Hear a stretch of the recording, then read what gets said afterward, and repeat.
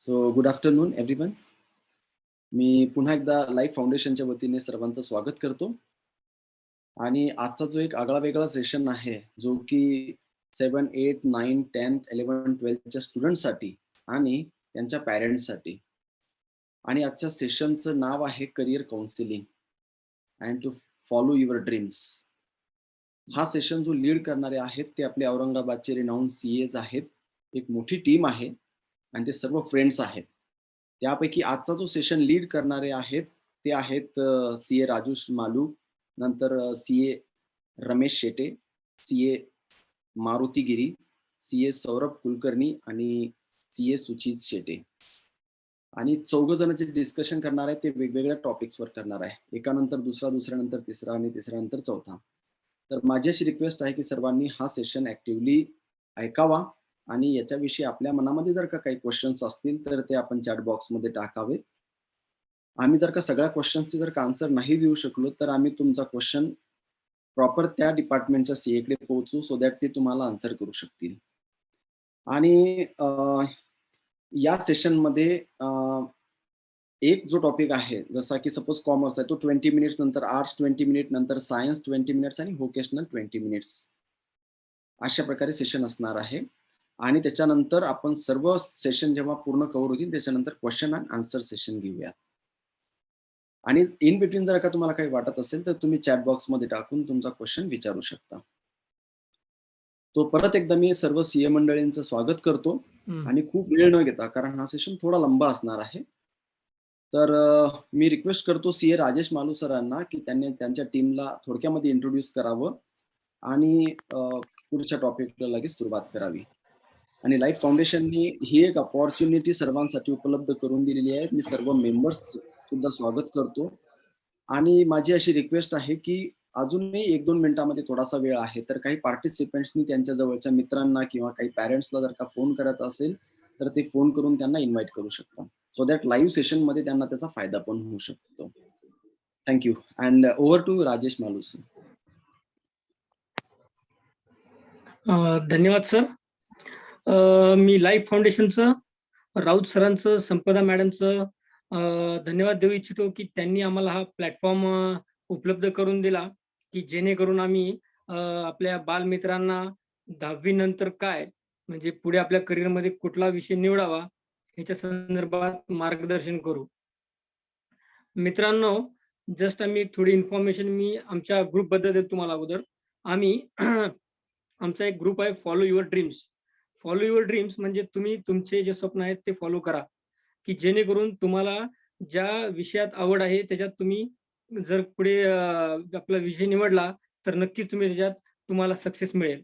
त्यामुळे मित्रांनो, जसं आपण बघितलं समोर एक स्क्रीन चालू आहे, तर स्वामी विवेकानंदाच्या स्वप्नातला एक युवक किंवा युवती कशी असेल, तर ती कशी आहे पाहिजे किंवा कसा पाहिजे, तर जो आपल्या आई वडिलांवर श्रद्धा असेल, ज्याचे देशावरती प्रेम आहे आणि ज्यांना आयुष्यात काहीतरी करण्याची भूक आहे. म्हणजेच काय, आयुष्यात काहीतरी करण्याची भूक आहे म्हणजे काहीतरी आपलं भविष्य घडवण्याची इच्छा आहे. अशा सगळ्यांच्या युवकांचे मी मनापासून स्वागत करतो. तर मित्रांनो, आपण आता पुढे बोलूया. Next slide. आमचा ग्रुप आहे ग्रुप ऑफ सीए फ्रेंड्स. तर याच्यात आम्ही 14 सीए आहोत. तर त्यात आहेत CA Suchit Shete, CA Saurabh Kulkarni, CA Ravindra Shinde, CA Vishwas Somvanshi, CA Kunal Kabra, CA Pankaj Patil, मी स्वतः CA Rajesh Malu, CA Vijay Kshirsagar, CA Ramesh Thete, CA Maruti Giri, CA Deepak Raut, CA Ganesh Vishweshwar, CA Haridharak आणि सीए अनंत चिरपुतकर. मित्रांनो, आम्ही हा विषय कशासाठी निवडला, कारण की आम्हाला वाटतं की आपल्या विद्यार्थी मित्रांना पुढे चालून लवकरात लवकर लक्षात यावं की आपण करिअरमध्ये काय करता येईल. तर मित्रांनो, आता आम्ही तुम्हाला मार्गदर्शन देतो. पुढची स्लाइड. करिअर गायडन्स मध्ये बघा, हे सक्सेस जे दिसते समोर तुम्हाला, या सक्सेस मध्ये आणि या इकडले जे 4 जण आहेत ठेवलेले आहेत मूर्तीत, त्यांच्यात एक लाल कलरची तुम्हाला एक दिसत असेल एक शीट, तर ती मध्ये गॅप दिसतंय. आम्ही काय रोल अदा करतोय, आम्ही तो रोल अदा करतोय की तुम्हाला इथे करिअर मध्ये काय करता येईल त्याच्याबद्दल मार्गदर्शन करतोय. मित्रांनो, हा सेमिनार कशासाठी आवश्यक आहे ते तुम्हाला सांगतो. प्रत्येक सेमिनार हा आवश्यक असतो. एकदा कोल्हापूरमध्ये एक सेमिनार झाला होता.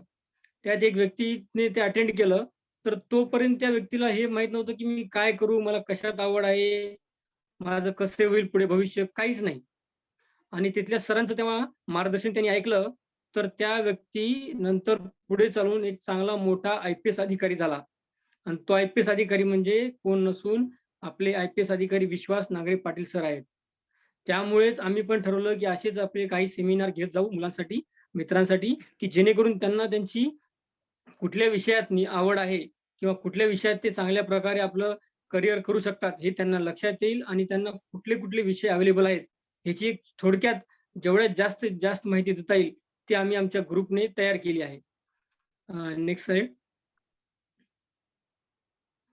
मित्रांनो, आता आपण बघितलं माय गोल म्हणजे माझं काय मला व्हायचंय. कुणाला वाटेल डॉक्टर व्हायचंय, कुणाला वाटेल engineer, scientist, advocate, CA, CS, CMA, architecture, photographer आणि खूप सारे IPS अधिकारी वगैरे. हे अशा खूप साऱ्या गोष्टी तुमच्या मनात चालत असतील, की मी काय व्हावं? तुम्हालाही वाटेल असेल, तुमच्या आई-वडिलांनाही वाटत असेल, मोठे भाऊ-बहीण असतील त्यांनाही वाटत असतील. तर ह्याच्याबद्दलच आपण आता डिस्कस करू. Next slide. हे बघा. हे आहे स्मार्ट, SMART म्हणजे आपलं गोल. गोल म्हणजे काय? आपलं ध्येय. आपलं ध्येय कसं असावं? ते स्मार्ट असावं. स्मार्टची व्याख्या ही प्रत्येकाची वेगळी असेल. कोणी म्हणेल स्मार्ट म्हणजे गोरं दिसणं, परंतु आमच्या हिशोबाने चांगलं दिसणं हे स्मार्ट नाहीये. स्मार्ट म्हणजे कसं असावं? तर एस स्टँड फॉर स्पेसिफिक. म्हणजे काय? माझं ध्येय जे आहे ते स्पेसिफिक पाहिजे. उदाहरणार्थ मला डॉक्टरच व्हायचंय. डॉक्टरमध्ये पण काय व्हायचंय? फक्त BAMS व्हायचंय का MBBS करायचंय? का MBBSच्या पुढे MD करायचंय? MD हून पुढे DM करायचंय? हे स्पेसिफिक पाहिजे. जर तुमचं हे गोल स्पेसिफिक असेल, तर नक्कीच तुम्ही तिथे लवकरात लवकर ते अचीव्ह करू शकता आणि चांगल्या पद्धतीने अचीव्ह करू शकता. नंतर दुसरं एम म्हणजे काय? मेजरेबल. मेजरेबल म्हणजे काय मित्रांनो? की बाबा हा गोल जो मी ठरवला आहे, तो मी अचीव्ह करू शकतो का प्रॉपरली? म्हणजे किती वेळात मी तो मेजर पूर्ण करू शकतो हा गोल माझा. बाबा माझ्याकडे मला हा गोल ठरला असेल मी 5 वर्षात कंप्लीट करायचंय. तर ते 5 वर्षात कसं कंप्लीट करता येईल ते मेजरेबल पाहिजे. नंतर आहे ए फॉर अचिव्हेबल. अचिव्हेबल म्हणजे माझी अभ्यास करण्याची जेवढी तयारी आहे, मी जेवढं डिव्होशननं काम करू शकतो, त्या गोष्टीमध्ये, त्या डिव्होशनमध्ये हे गोल माझं अचीव्ह होऊ शकतं का? हे पण आपल्याला ठरवता आलं पाहिजे आपल्यावरून. नंतर काय आर फॉर रिअलिस्टिक. रिअलिस्टिक म्हणजे काय? बाबा मी माझ्या तेवढ्या रिअल दृष्टीने मी ते गोल अचीव्ह करेल विथ माझं प्रॉपर डिव्होशन ठेवून, की जेणेकरून माझं ते गोल सत्यात अवतरेल आणि मला माझं भविष्य आणि माझ्या घरच्यांचं भविष्य उज्ज्वल करता येईल. नंतर टी फॉर टाईमली. टाईमली म्हणजे काय मित्रांनो, सगळ्यात महत्त्वाचं हे आहे, की अशी खूप जण असतात, जनरली जे विचार करतात, की यार मला काय इंजिनिअर करायचं इंजिनिअर व्हायला किती वर्ष लागतात? 4 वर्ष लागतात. मग काय एकदा इंजिनिअरला ॲडमिशन झालं, की मग चालत राहतं. मग अभ्यास करा, न करा, मग ते 4 वर्षाचे 5 वर्ष, 6 वर्ष, 7 वर्ष कधी लागून जातात कळत नाही. आणि मग आपलं भविष्य त्याच्यात पूर्णपणे प्रॉपर सक्सेस मिळत नाही आपल्याला. म्हणून मित्रांनो ते टाईमली म्हणजे आपल्याला तेवढ्याच वेळेत, जेवढ्या वेळात ते आपलं गोल दिलेलं आहे, तेवढ्याच वर्षात ते पूर्ण करायचं.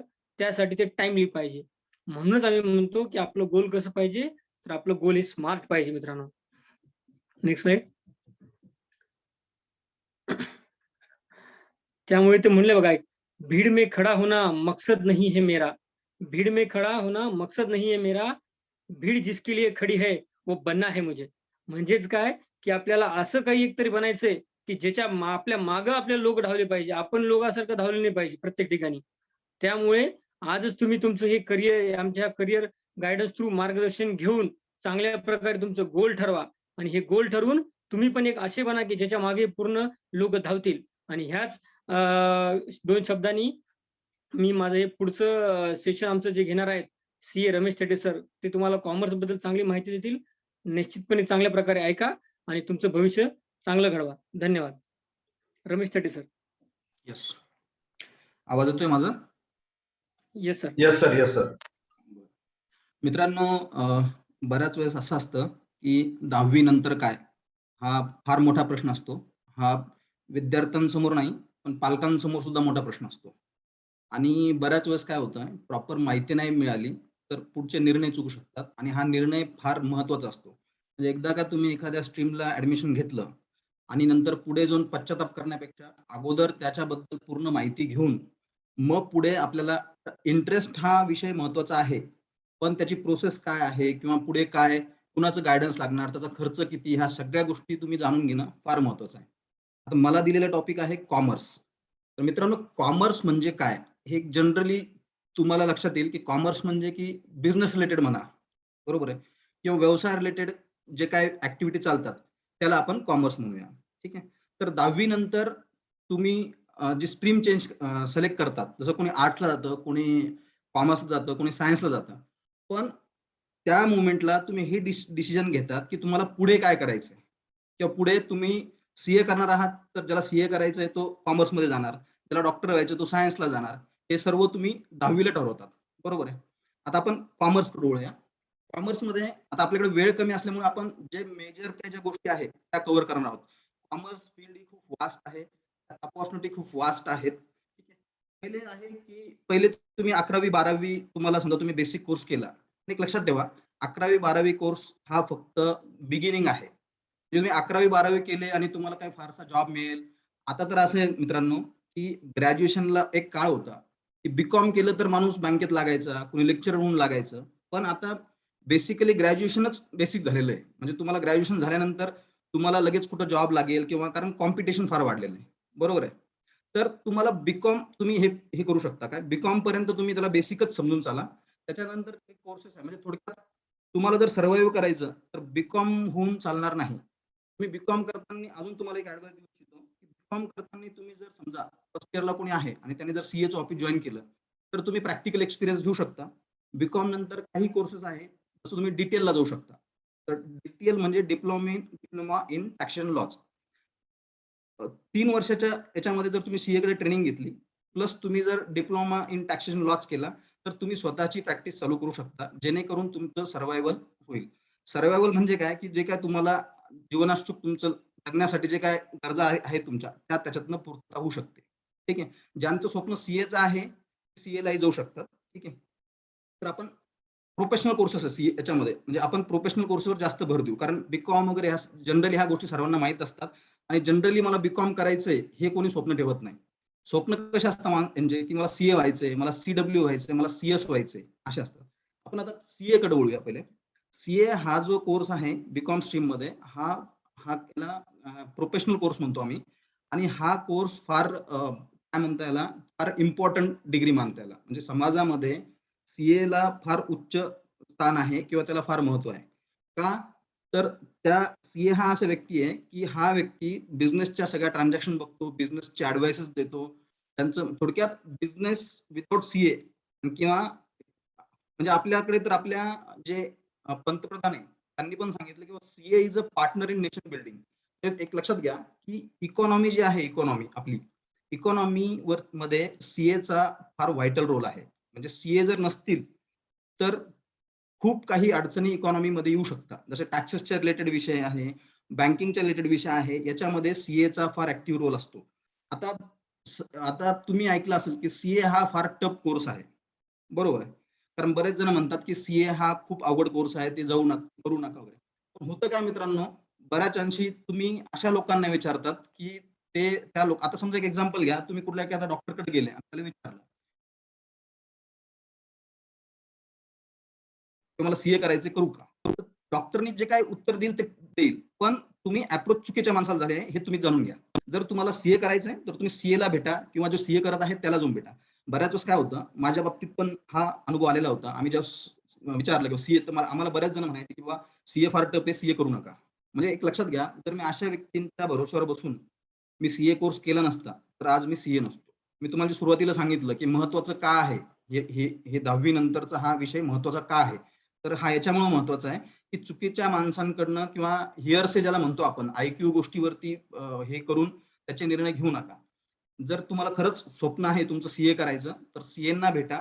आणि आमची ब्रँच पण आहे इथं सीए इन्स्टिट्यूटची, तिथे जाऊन तुम्ही माहिती मिळवू शकता. तर सीए मध्ये पण तुम्ही लक्षात घ्या, सीए समजा सीए आहे, तर सीए मध्ये करिअर ऑपॉर्च्युनिटी काय काय. एक असते जनरल प्रॅक्टिस, आपण त्याला 2 भागात हे करूया. एक जनरल प्रॅक्टिस म्हणजे काय, की तुमच्या इन्कम टॅक्सचे रिटर्न भरणे, जीएसटीचे रिटर्न भरणे, नंतर तुम्ही फायनान्समध्ये कन्सल्टेशन करणे, प्रपोजल तयार करणे, हे एक जनरल प्रॅक्टिस आहे. हे हे ॲटमोस्ट सगळे सीए करतात. पण सीए मध्ये काही असे स्पेशलाइज विषय पण आहेत, जे की तुम्ही त्याच्यासाठी पण प्रयत्न करू शकता. स्पेशलायझेशन मध्ये काय असतं, आता लिटिगेशन हा असा विषय आहे. लिटिगेशन म्हणजे आपण त्याला मराठीत तंटे म्हणतो. इन्कम टॅक्स मध्ये, जीएसटी मध्ये, कंपनीमध्ये असे खूप वाद वाद उभे राहतात. कुणाकुणाचे की गव्हर्नमेंटचे माणसं म्हणतात की तुम्ही याच्यावरती टॅक्स भरा आणि आपल्याला तो ऍग्री नसतो, तर आपण ते भांडायचं की आपण काय ऍग्री करत नाही तो टॅक्स. तर हे जे लिटिगेशन जे हा जो विषय आहे हा स्पेशलायझेशनचा विषय. तुम्ही सायमल्टेनियसली जनरल प्रॅक्टिस जॉईन करून तुम्ही स्पेशलायझेशन कडे लक्ष देऊ शकता, कारण सुरुवातीला तुमचा प्रॅक्टिसचा एवढा लोड नसतो, तर तुम्ही त्याच्यामध्ये हे करू शकता. तर सीए मध्ये ह्या दोन गोष्टी आहे की स्पेशलायझेशन करू शकता आणि तुम्ही जनरल प्रॅक्टिस पण करू शकता. दुसरी ऑपॉर्च्युनिटी आहे की तुम्ही सीए म्हणून तुम्ही कुठं जॉब पण करू शकता. तुम्हाला फार हायली पेड असतात ना सीए मध्ये, म्हणजे तुम्हाला जो वाटेल 40-50 लाखाचे पॅकेजेस सुद्धा सीएना आहेत. आणि बाहेर कुठे बाहेरच्या देशामध्ये सीएना फार डिमांड आहे. म्हणजे काही काही तर माझ्याकडे अशी उदाहरण आहे मित्रांनो की सीए कम्प्लीट झालेले नाहीयेत, सीए कम्प्लीट झालेले नाहीयेत तरी पण बाहेर डेप्युटेड आहेत आणि चांगल्या पॅकेजवर काम करतात. तिथे सीए फायनलला असताना त्यांनी जॉब जॉईन केला आणि तिथं त्यांचं इन्क्रीमेंट होत ते गेलं. कारण एक लक्षात घ्या, कंपनीला तुमच्या कामाचं महत्व आहे. मे बी तुमच्याकडे डिग्री नसेल तर जॉबमध्ये तुम्हाला असं पण आहे, बरेचसे लोक सीए करताना फायनल पर्यंत येतात, पुढचं क्लिअर होत नाही. पण एक लक्षात ठेवा, फायनलला जरी आला तरी तुम्हाला खूप काही व्हॅल्यू आहे इथे. म्हणजे जसं एमपीएससीचं बऱ्याच वेळेस असं होतं की एमपीएससीचे कॅन्डिडेटने एमपीएससी झाला नाही तर पुढे त्याला काही भविष्य नाहीये, पण इथं तुम्हाला ऑपॉर्च्युनिटी आहे. त्याच्यानंतर सीए सारखाच दुसरा प्रोफेशनल कोर्स आहे सीडब्ल्यूए. आता सीडब्ल्यू म्हणजे काय, सीडब्ल्यूचं मेन काम असतं की कॉस्टिंग जो विषय आहे, आपण कुठलाही प्रॉडक्ट बघतो त्याच्यावरती किंमत असते, बरोबर आहे. तर ते किंमत कोण ठरवतं किंवा ती कशी काढतात. आजचं युग असं आहे की समजा तुम्ही जे कोणी बिझनेसमॅन आहे त्यांना दोन गोष्टी फार बघावं लागतं. एक तर क्वालिटी मेंटेन ठेवावं लागते आणि प्लस त्या प्रॉडक्टचं प्राइसिंग जे आहे ना ते पण मेंटेन ठेवावं लागतं, कारण कॉम्पिटिटिव्ह युग आहे. तुम्ही कुठलाही प्रॉडक्ट घ्या, एक एक्झाम्पल तुम्ही टीव्ही घ्या, तुम्हाला टीव्हीच्या प्राइस मध्ये ना फारसा फरक नाही दिसणार. म्हणजे सेम साईजचं वगैरे असेल ना 1000-2000चा आहे आणि स्टँडर्ड जे आहे क्वालिटीमध्ये पण फारसा फरक नसतो, बरोबर आहे. जर तुम्हाला सर्व्हाइव्ह करायचं आहे तर तुम्हाला तुमच्या प्रॉडक्टची कॉस्टिंग कमी ठेवावं लागणार आणि प्रॉडक्टची कॉस्टिंग कमी कशी ठेवायची याच्याबद्दलचं जे कोणी कन्सल्टेशन करतं किंवा ऍडवाइस देतं ते असतात सीडब्ल्यूए. ठीक आहे, त्याला आपण कॉस्ट मॅनेजमेंट म्हणतो किंवा कॉस्ट मॅनेजर म्हणूया आपण त्याला. तर त्याचं ते मेन काम असतं. परत हा व्यक्ती जो आहे, जसं मी तुम्हाला सांगितलं की हा व्यक्ती हे पण करू शकतो, नंतर हा जनरल प्रॅक्टिस पण करू शकतो. जसं आपण इन्कम टॅक्स रिटर्न भरू शकतो, जीएसटी रिटर्न भरू शकतो. म्हणजे थोडक्यात तुम्हाला एरियाज खूप आहेत. ठीक आहे, की तुम्हाला एरियाज खूप आहे, अपॉर्च्युनिटी खूप आहे, तुम्ही त्यातनं सिलेक्ट करू शकता.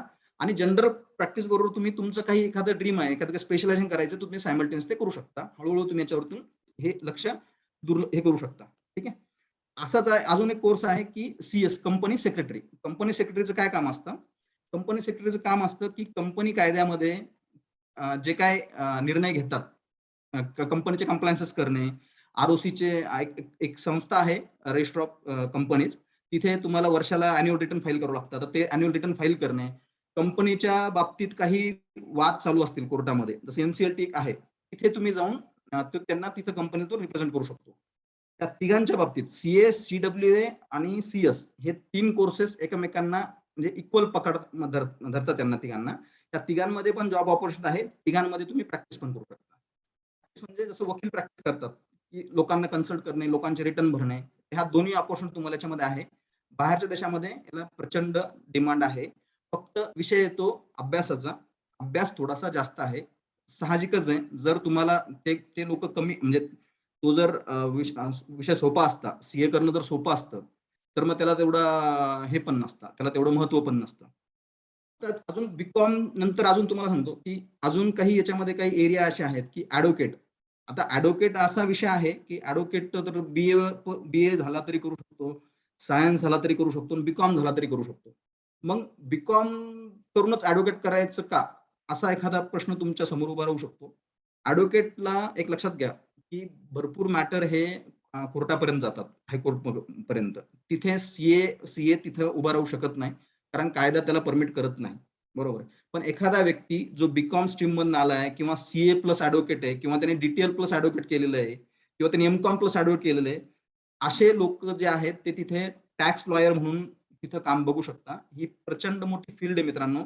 लिटिगेशन हा असा विषय आहे, न संपणारा विषय, वाद होणारच, वाद चालूच राहणार. तर तुम्ही तिथे फक्त इन्कम टॅक्स म्हणून नाही, म्हणजे थोडक्यात फक्त टॅक्स मॅटर म्हणून नाही, तुम्ही बाकीचे जे कमर्शियल लॉ आहे, जसं सेल्स ऑफ गुड्स ऍक्ट आहे, जीएसटी ऍक्ट आहे, इन्कम टॅक्स आहे, कंपनी आहे. म्हणजे तुम्हाला सांगतो कॉमर्समध्ये खूप कायदे आहेत. त्याच्यानंतर तुमचा निगोशिएबल इन्स्ट्रुमेंट ऍक्ट आहे, जसं चेक्सचे वगैरे, चेक बाउन्सचे प्रकरण वगैरे. हे प्रकरण जो माणूस बीकॉम स्ट्रीम मधून आलेला आहे तो माणूस व्यवस्थित ते प्रकरण हँडल करू शकतो त्याला, कारण त्याचा बॅकग्राऊंड जो आहे कॉमर्सचा तो क्लिअर आहे. तर थोडक्यात तुम्ही सीए करू शकता. सीए करताना समजा तुम्हाला फेल्युअर आलं, तुम्ही सीए फायनलच गेला, तर त्याच्याबरोबर तुम्ही ऍडव्होकेट करू शकता. तुम्हाला प्रचंड अपॉर्च्युनिटी आहे. सीएस करू शकता. बरोबर तुम्ही म्हणजे तुम्ही एक लक्षात घ्या, तुम्ही एकाच्यावर डिपेंड राहू नका. उद्या मी सीएच करणार आहे आणि मी म्हणजे आता ज्याच्या त्याच्या स्ट्रेंथवर डिपेंड करतं किंवा ज्याच्या त्याच्या, कारण फक्त स्वप्न बघणं हे महत्वाचं नाहीये. स्वप्नाला तुमच्या प्रयत्नांचं पाठबळ पण पाहिजे. म्हणजे स्वप्न मला सांगा, स्वप्न कोण बघत नाही? स्वप्न प्रत्येक जण बघतो, बरोबर आहे. पण स्वप्नाला तुमच्या मेहनतीचं पाठबळ नसेल तर ते स्वप्न तुमचं सत्यात उतरत नाही. आणि माझी स्ट्रेंथ काय ही मला माहिती आहे, जशी तुमची काय स्ट्रेंथ आहे तुम्हालाच माहिती आहे. म्हणजे मी तुम्हाला हे ऍडवाइस नाही करू शकत की बाबा तुम्ही हेच करा किंवा तेच करा. तुमची मेहनत घेण्याची तयारी असेल तर तुम्ही सीए करू शकता, बरोबर त्याच्याबरोबर बाकीचे पण कोर्सेस करू शकता. पण समजा आपल्याकडे त्यातल्या त्यात समजा तुम्ही सीए करताना ऍडव्होकेट कोर्स करावा असं रेकमेंडेड आहे. त्याचं कारण एक आहे की तुम्हाला बाकीच्या काही अपॉर्च्युनिटी क्रिएट होत आहेत. जसं टॅक्स मधले लिटिगेशन म्हणा, कंपनी लॉची लिटिगेशन म्हणा, जीएसटी लिटिगेशन म्हणा, रेरा आलाय आता, रेरा म्हणून, किंवा निगोशिएबल इन्स्ट्रुमेंट त्याच्यामधले लिटिगेशन म्हणा, तुम्ही ह्या सर्व याच्यामध्ये जाऊ शकता. त्याच्या व्यतिरिक्त काही अजून भरपूर काही कोर्सेस आहेत, जसे एमबीए आहे, फायनान्स मध्ये एमबीए करता येतं किंवा बिझनेस ऍडमिनिस्ट्रेशन मध्ये एमबीए करता येतं. तिथे तुम्हाला ते कोर्सेस करून तुम्ही कंपनीमध्ये जॉब वगैरे करून तुम्हाला तिथे अपॉर्च्युनिटी मिळते. पण तुम्हाला जर खरंच आयुष्यात सक्सेस व्हायचं असेल तर काहीतरी मोठं स्वप्न बघा. असं मी बीकॉम होईल मग कुठेतरी अकाउंटिंगचा जॉब करल किंवा मी ऍडव्होकेट होईल पुढेतरी एखाद्या ऍडव्होकेटकडे काम करल तिथं, असं नाही. स्वप्न बघायचं असेल तर मेहनत घेण्याची तयारी ठेवा. आणि बीकॉम मध्ये ह्या अपॉर्च्युनिटी आहे. तुम्ही सीए झाला तर तुम्हाला जॉब भेटू शकतो. बाकीचं तुम्ही प्रॅक्टिस करू शकता. आणि सीए प्लस ऍडव्होकेट मध्ये आमच्याकडे असे खूप लोक आहेत की ते अगोदर सीए झालेत, नंतर त्यांनी ऍडव्होकेसी चालू केली आणि ते प्रचंड सक्सेसफुल आहेत त्याच्यामध्ये.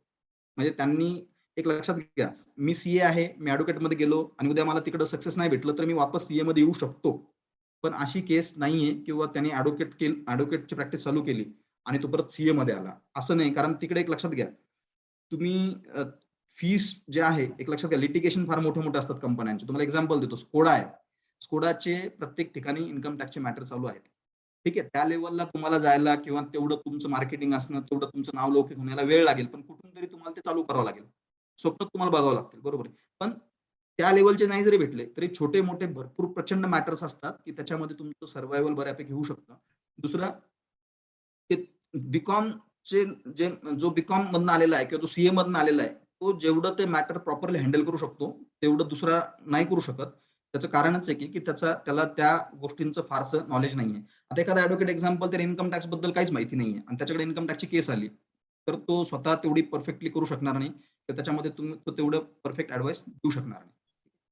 आपल्याकडे वेळ कमी असल्यामुळे थोडासा आपण तुमचे जर काही क्वेश्चन्स असतील तर ते आपण याच्यामध्ये डिस्कस करूया. जनरल क्वेश्चन असतील सीए कोर्स बद्दल असतील, सीडब्ल्यू किंवा कॉमर्सच्या बद्दल. ठीक आहे, परत एकदा सांगतो मित्रांनो, एक लक्षात घ्या, तुम्ही टार्गेट हे केलं म्हणजे तुम्ही टार्गेट ठरवलं की तुम्हाला सीए करायचं किंवा काय जे करायचं तुम्हाला, तर त्याच्या मागे मेहनत घ्यावी लागणार आहे. कारण मेहनतीला पर्याय नाही. म्हणजे मी पण माझं थोडंसं एक सांगू इच्छितो तुम्हाला, मला 12वीला फार कमी मार्क होते आणि माझं मराठी मीडियम होतं, बरोबर आहे. पण मी बीकॉम फर्स्ट इयरला मी इंग्लिश मीडियम घेतलं आणि मी त्यावेळेस डिसाईड केलं, म्हणजे मी 10वीला नव्हतं डिसाईड केलं की मला सीए व्हायचंय. आणि पप्पांचे मित्र होते सीए म्हणून आम्ही बीकॉमला ऍडमिशन घेतलं होतं. पण मी फर्स्ट इयरला डिसाईड केलं आणि तिथून मी प्रचंड मेहनत घ्यायला चालू केली. म्हणजे मी इंग्लिश पेपर वाचणं, बाकी जावांतर हे करणं, म्हणजे तिथून मी मेहनत घेतली आणि मी पुढे मग सक्सेस झालो. पण कोणी असं म्हणजे माझं जर कोणी 12वीचं मार्क बघितले तर कोणी हे नाही म्हणू शकणार की हा माणूस सीए असू शकतो. 47% मार्क होते मला 12वीला. थोडक्यात मेहनतीला पर्याय नाहीये, मेहनत घ्या. आणि आयुष्यात एक अजून एक लक्ष सांगू इच्छितो की प्रचंड कॉम्पिटिशन आहे मार्केटमध्ये. तुम्हाला जर टिकायचं असेल तर मेहनत पण तुम्हाला तशी लागणार आहे. तुम्ही एक लक्षात घ्या, तुम्ही कॉम्पिटिटिव्ह युगात वागतायत. पहिले काळ असा होता, 10वी झाला की त्याला घरून येऊन लोक घेऊन जायचे, व चला आमच्याकडे जॉब आहे शिक्षकाचा. आता तुम्ही बीकॉम जरी झाले तरी तुम्हाला कोणी साधा 2,000 रुपयाचा जॉब सुद्धा देत नाही. त्याचं कारण काय आहे, कॉम्पिटिशन वाढली आणि वाढत राहणार आहे. त्या हिशोबाने तुम्हाला स्वतःला मेहनत घेण्याची प्रचंड तयारी ठेवा. आणि अपॉर्च्युनिटी तुम्हाला, आणि लक्षात घ्या, अपॉर्च्युनिटी आहे त्या आहे, पण अपॉर्च्युनिटी काही लोक अपॉर्च्युनिटी क्रिएट करतात. लक्षात ठेवा, अपॉर्च्युनिटी क्रिएट करतात म्हणजे काय, आता समजा मी सीए आहे, मला एक मध्ये आता मेडिएशनचं मला कळालं, बाबा लोक फार भांडतात कोर्टामध्ये जाऊन किंवा काही कोणाचे असतात, तर त्यांना आपण सेपरेट बोलवतो, त्यांची मीटिंग करतो आणि त्यांच्यामध्ये मेडिएशन करतो, म्हणजे त्यांचं ते केस सॉल्व्ह करून द्यायचा प्रयत्न करतो, आउट ऑफ कोर्ट सेटलमेंट. हे काय झालं, हे एक अपॉर्च्युनिटी क्रिएट झाली. अशा खूप काही गोष्टी आहेत की त्या तुम्ही अपॉर्च्युनिटी क्रिएट पण करू शकता त्याच्यामध्ये. ठीक आहे, काही तुमचे क्वेश्चन्स असतील तर आपण ते घेऊया शेवटी. ठीक आहे, आपला वेळेचा अभाव आहे, बोलायचं म्हणजे खूप मोठा विषय ऍक्च्युली हा, पण एक जनरल तुम्हाला मी त्याची इन्फॉर्मेशन दिलेली आहे. ठीक आहे, होप की तुम्हाला ते आवडलं असतं. धन्यवाद. Yes, thank you Ramesh sir. मित्रांनो, आता आर्ट्स या विषयाकडे आपण वळत आहोत. सीए मारुतीगिरी आपल्याला आर्ट्स या विषयाबद्दल मार्गदर्शन करतात. मारुतीगिरी सर, तुमची पीपीटी दिसतीये आणि आवाज पण येतो. Okay sir.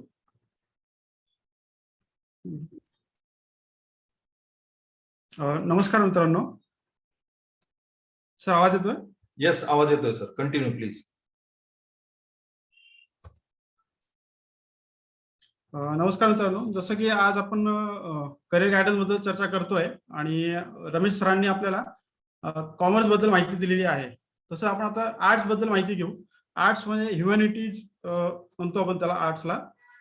Humanities, visual arts, performing arts, साहित्य, कला इत्यादींचा यामध्ये समावेश होतो.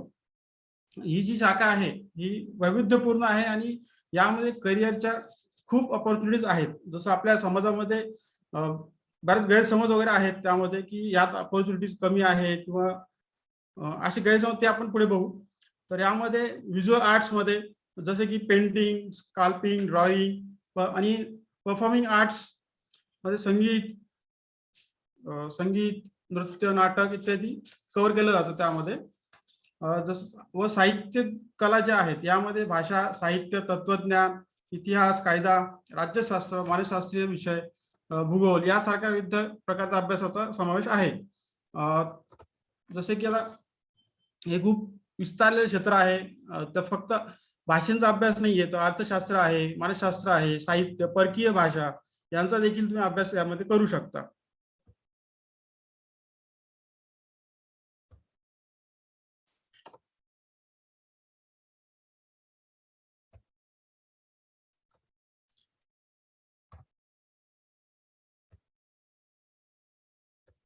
आता हे जे ग्लोब दिसतोय तुम्हाला, हा पृथ्वीचा ग्लोब आहे.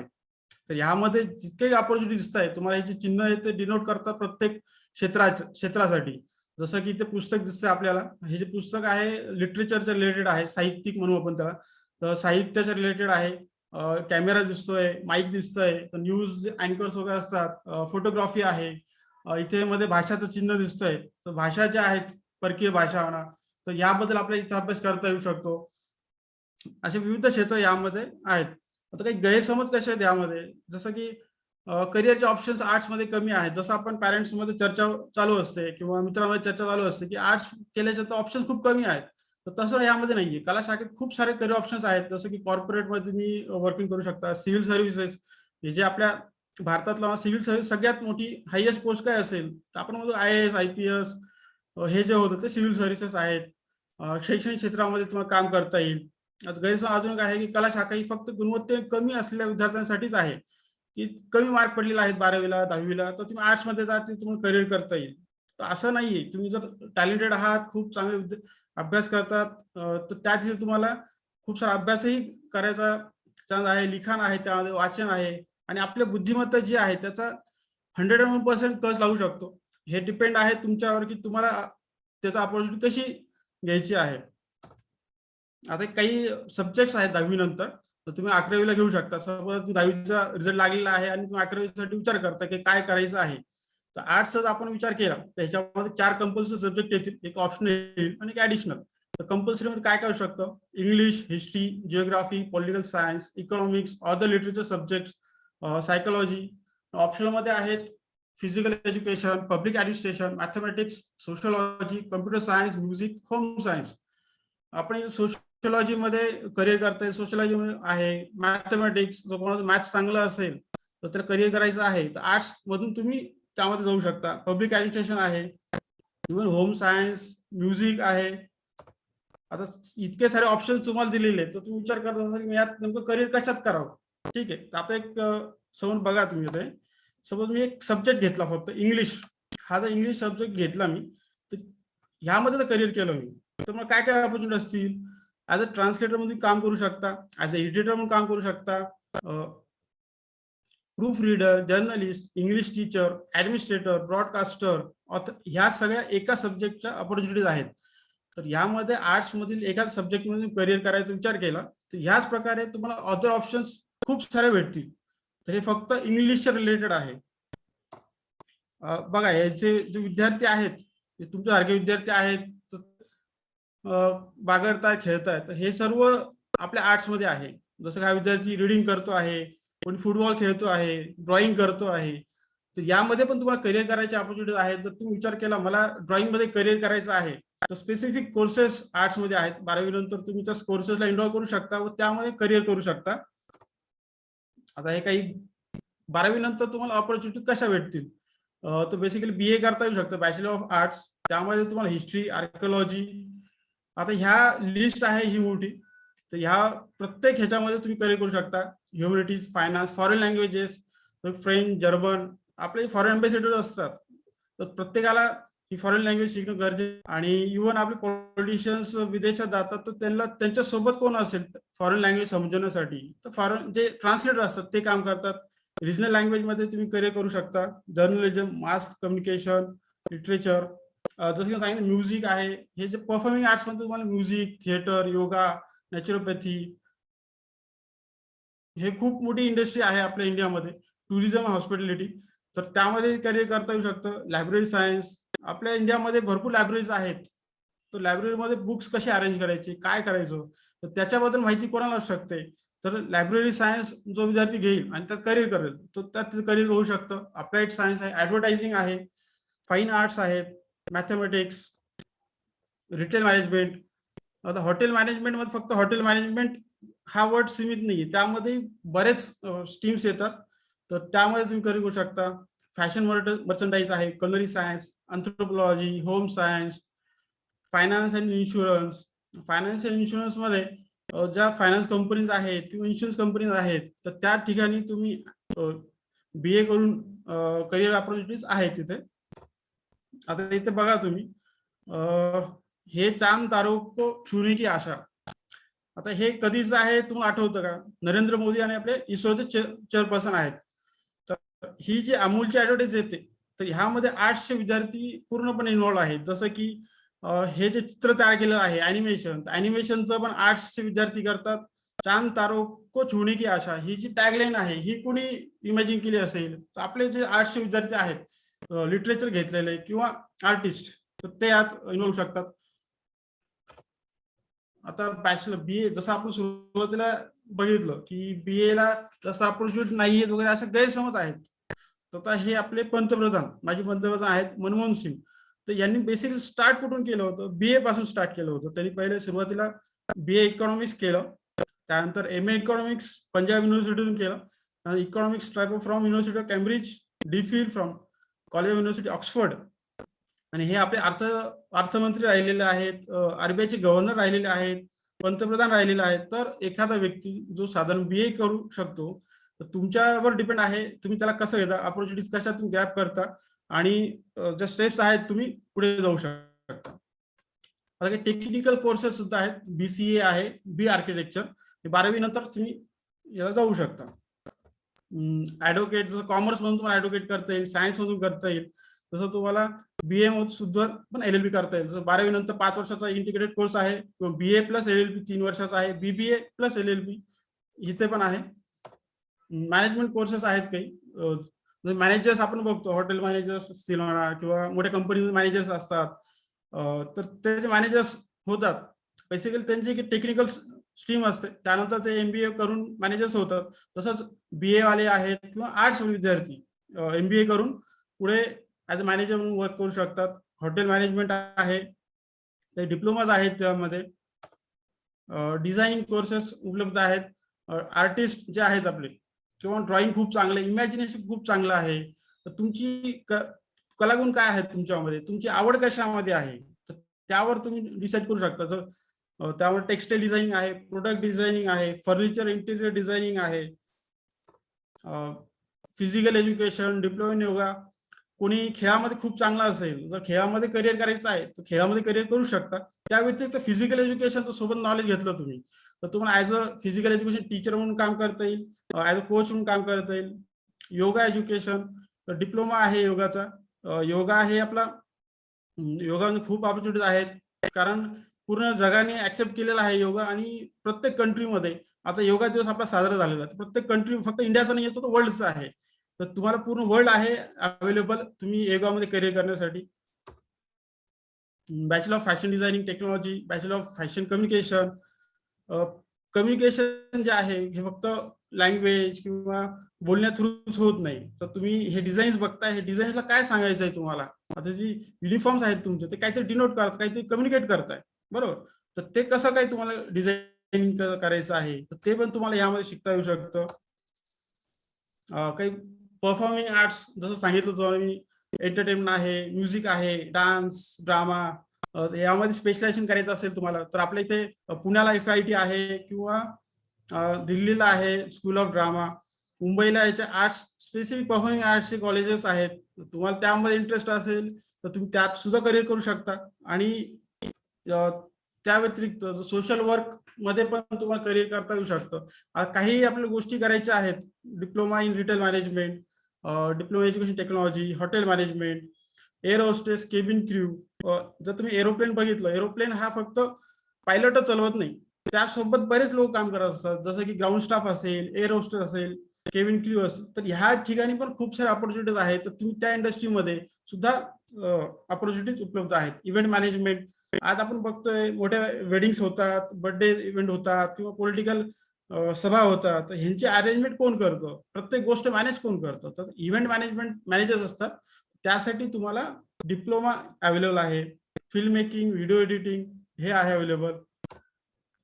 एज्युकेशन टीचिंग कोर्सेस, टीचिंगचा कोणा इंटरेस्ट समजावून सांगायचं आहे. आपले मित्र आहेत, मी त्याला खूप चांगलं समजावून सांगू शकतो. माझा अभ्यास तर होतोच आहे, पण मी मित्रांनाही सांगतोय, माझ्या भावाला सांगतोय किंवा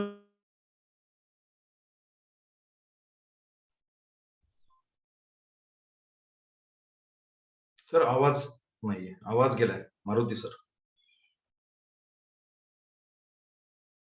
मारुती सर तुमचा आवाज नाही येत आहे.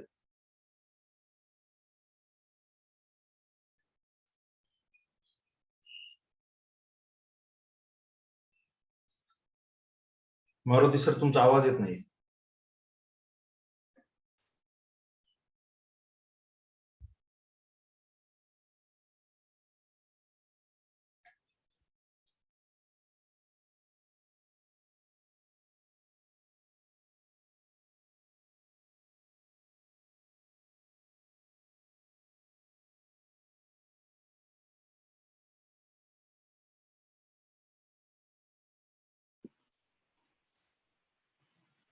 मारुती सर तुमचा आवाज येत नसल्यामुळे मला असं वाटतं सुचित सर तुम्ही कंटिन्यू करू शकत असाल ती स्लाइड तर ठीक आहे, अदरवाईज मग दुसरं कोणाला तरी. एकच मिनिट वेट करायला हवं. येस.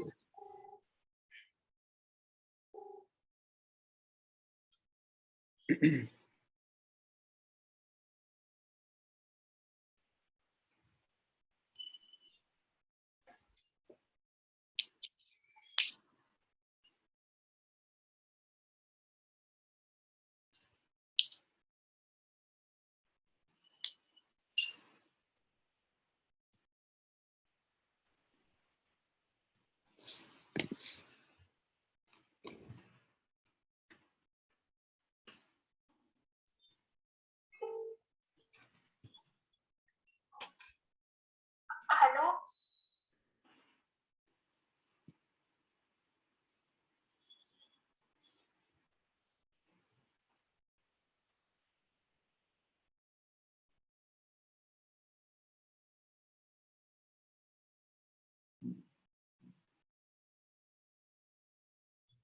सौरभ सर, सायन्स चालू करूयात आपण.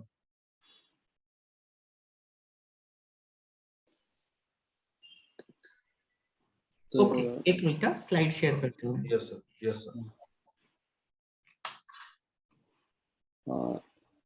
आर्ट्स मध्ये अजून काही बाकी होतं का? कारण मला असं वाटतं नाही, फॅशन संपत आलंय. झालो होतो आपण आणि हा. ऑलमोस्ट बऱ्यापैकी हा, कव्हर झालं होतं. 90% झालेलं आहे आर्ट्स मध्ये. हो. आपण आता काही सायन्स. असलं तर सर तुम्ही थोडंसं कव्हर करून घ्याल प्लीज. येस चालेल. Yes definitely. मे बी त्यांच्याकडे पॉवर कट झाला असेल तर हा, काही इश्यू आला असेल. ठीक आहे. अरे मारुती सर कंटिन्यू करताय? एक मिनिट. अनम्यूट करा सर तुम्हाला स्वतःला. सर पॉवर डिस्कनेक्ट झालेला आहे इथे. लॅपटॉप चालला नाही माझा जास्त वेळ. ओके तुझं कंटिन्यू करा पुढे. चालेल, सायन्स कंटिन्यू करू. Yes Saurabh sir. Sorry sir. Thank you okay, Maruti sir.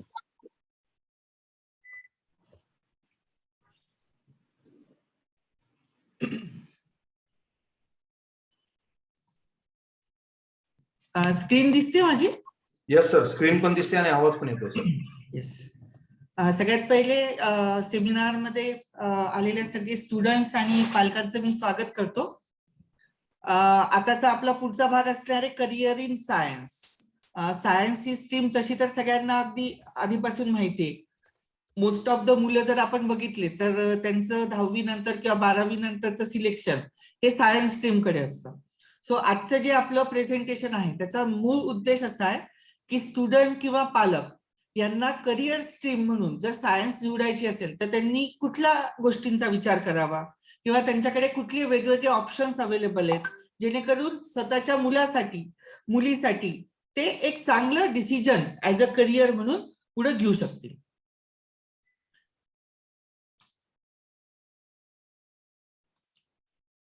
आपण जर बघितलं आजकालचा जो जमाना आहे तो सगळा यंग जनरेशनचा आहे. सो आजकाल प्रत्येक मुलाच्या तोंडी एक नाव आहे ज्याला आपण म्हणतो स्टार्टअप. प्रत्येक घराघरामध्ये आज हे नाव पोचलेलं आहे स्टार्टअप. मुलाला जर विचारलं तर 10 पैकी 5 ते 6 जण तुम्हाला म्हणता येईल की आम्हाला आमचं स्वतःचं स्टार्टअप चालू करायचं. सो बेसिकली स्टार्टअप हा वर्ड सायन्सशी रिलेट करतो. स्टार्टअप हा वर्ड टेक्नॉलॉजीशी रिलेट करतो. सो बऱ्याच मुलांचा करिअर अप्रोच हा आजकाल स्टार्टअप रिलेटेड झालेला आहे. सो मुलांना जर विचार करायचा असेल की त्यांना स्वतःचं स्टार्टअप चालू करायचं असेल तर 10वी नंतर किंवा शाळेत असताना सुद्धा ते वेगवेगळ्या प्रकारचे स्टार्टअप, वेगवेगळे प्रयोग, एक्सपेरिमेंट, टेक्नॉलॉजी जनरेशन या सगळ्या गोष्टींमध्ये भाग घेऊ शकतात आणि त्याचा एक उत्तम करिअर म्हणून पुढे वापरही करू शकतात.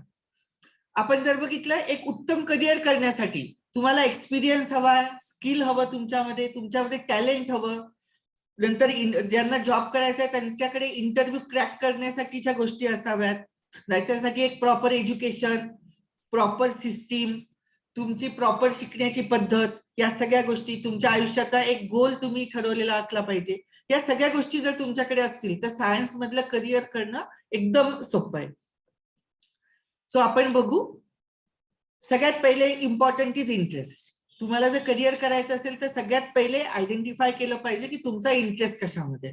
जी पण मुलं सायन्समध्ये करिअर करणार आहेत त्यांनी किंवा त्यांच्या पालकांनी पहिले डिसाईड करावं लागेल की त्यांचा खरंच इंटरेस्ट सायन्समध्ये आहे की नाही, का कुठल्या दुसऱ्या फील्डमध्ये, आर्ट्समध्ये, कॉमर्समध्ये असेल तर त्यानुसार ते त्यांचे डिसिजन घेऊ शकतात. सो ज्या मुलांना सायन्समध्ये पुढे करिअर करायचंय शालेय जीवनापासून 8वी नंतर साधारणपणे वेगवेगळ्या एक्झाम्स असतात त्या फोकस त्यांनी केला पाहिजे. ज्याच्यामध्ये किशोर विज्ञान प्रोत्साहन योजना आहे जी सायन्स रिलेटेड आहे, ज्याला आपण सायन्स ऑलिम्पियाड सुद्धा म्हणतो.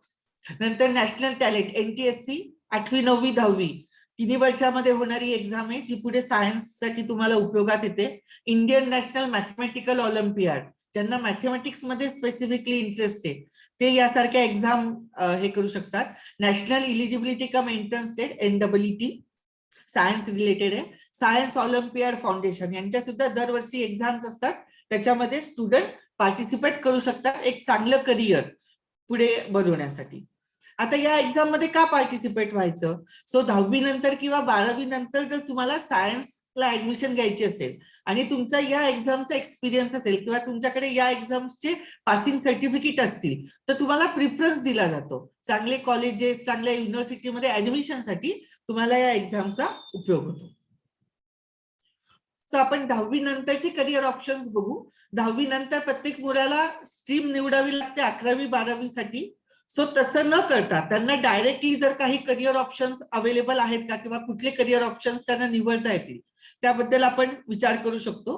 पहिलं इंजिनिअरिंग डिप्लोमा ते सिलेक्ट करू शकतात.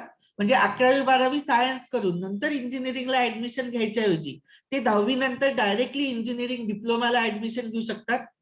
आता इंजिनिअरिंग डिप्लोमा नंतर ते काय बनू शकतात, तर गव्हर्नमेंट कॉन्ट्रॅक्टर बनू शकतात. नंतर ते इंजिनिअरिंगला ऍडमिशन घेऊ शकतात. त्याच्यानंतर आयटीओ इन्स्पेक्टरची एक्झाम देऊ शकतात. नंतर वेगवेगळ्या इंजिनियर्स असोसिएशनच्या ज्या मेंबरशिप आहेत ते घेऊ शकतात आणि तिथून पुढे परत एमपीएससी युपीएससी सारख्या एक्झाम ते देऊ शकतात. किंवा मर्चंट नेव्ही सारखी जी खूप उत्तम ब्रांच आहे आजकाल मोस्ट ऑफ द जनरेशन त्याच्याकडे अट्रॅक्ट होतीये मिलिटरी, तर त्याच्यामध्ये ते जाऊ शकतात. LIC एजंटच्या एक्झाम देऊ शकतात 10वी नंतर. Army, navy, air force, police department यांच्या एक्झाम्स देऊ शकतात. किंवा फाईन आर्ट किंवा कमर्शियल डिप्लोमा त्यांना करायचा असेल तर त्याच्यामध्ये ते जाऊ शकतात. टीचिंग रिलेटेड काही कोर्सेस असतील डिप्लोमा तर ते करू शकतात 10वी नंतर. ITI मध्ये बरेच मुलं, ज्या मुलांना इंटरेस्ट असेल की इलेक्ट्रिशियन, वेल्डर, फिटर यासारख्या जॉबमध्ये जर त्यांना इंटरेस्ट असेल तर ते ITI ला ऍडमिशन घेऊ शकतात. रेल्वेमध्ये TC किंवा कॉमर्स क्लर्कच्या एक्झाम ते देऊ शकतात आफ्टर 10th.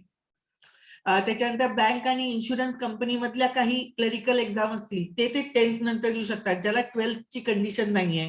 किंवा अदर गव्हर्नमेंट डिपार्टमेंट मध्ये क्लरिकल ग्रेडच्या ज्या पोस्ट आहेत त्याच्यासाठीच्या एक्झाम्स ते देऊ शकतात. नंतर diploma in dance and music. आजकाल आपण बघतोय की खूप शोज अवेलेबल झालेले आहेत ज्याच्या थ्रू डान्स किंवा म्युझिक मध्ये जर तुम्हाला इंटरेस्ट असेल तर तुम्हाला त्या अपॉर्च्युनिटीज मिळतात. सो 10वी पर्यंत मी सायन्स केलंय तरी मी पुढे डान्स किंवा म्युझिक हे माझं करिअर ऑप्शन निवडू शकतो.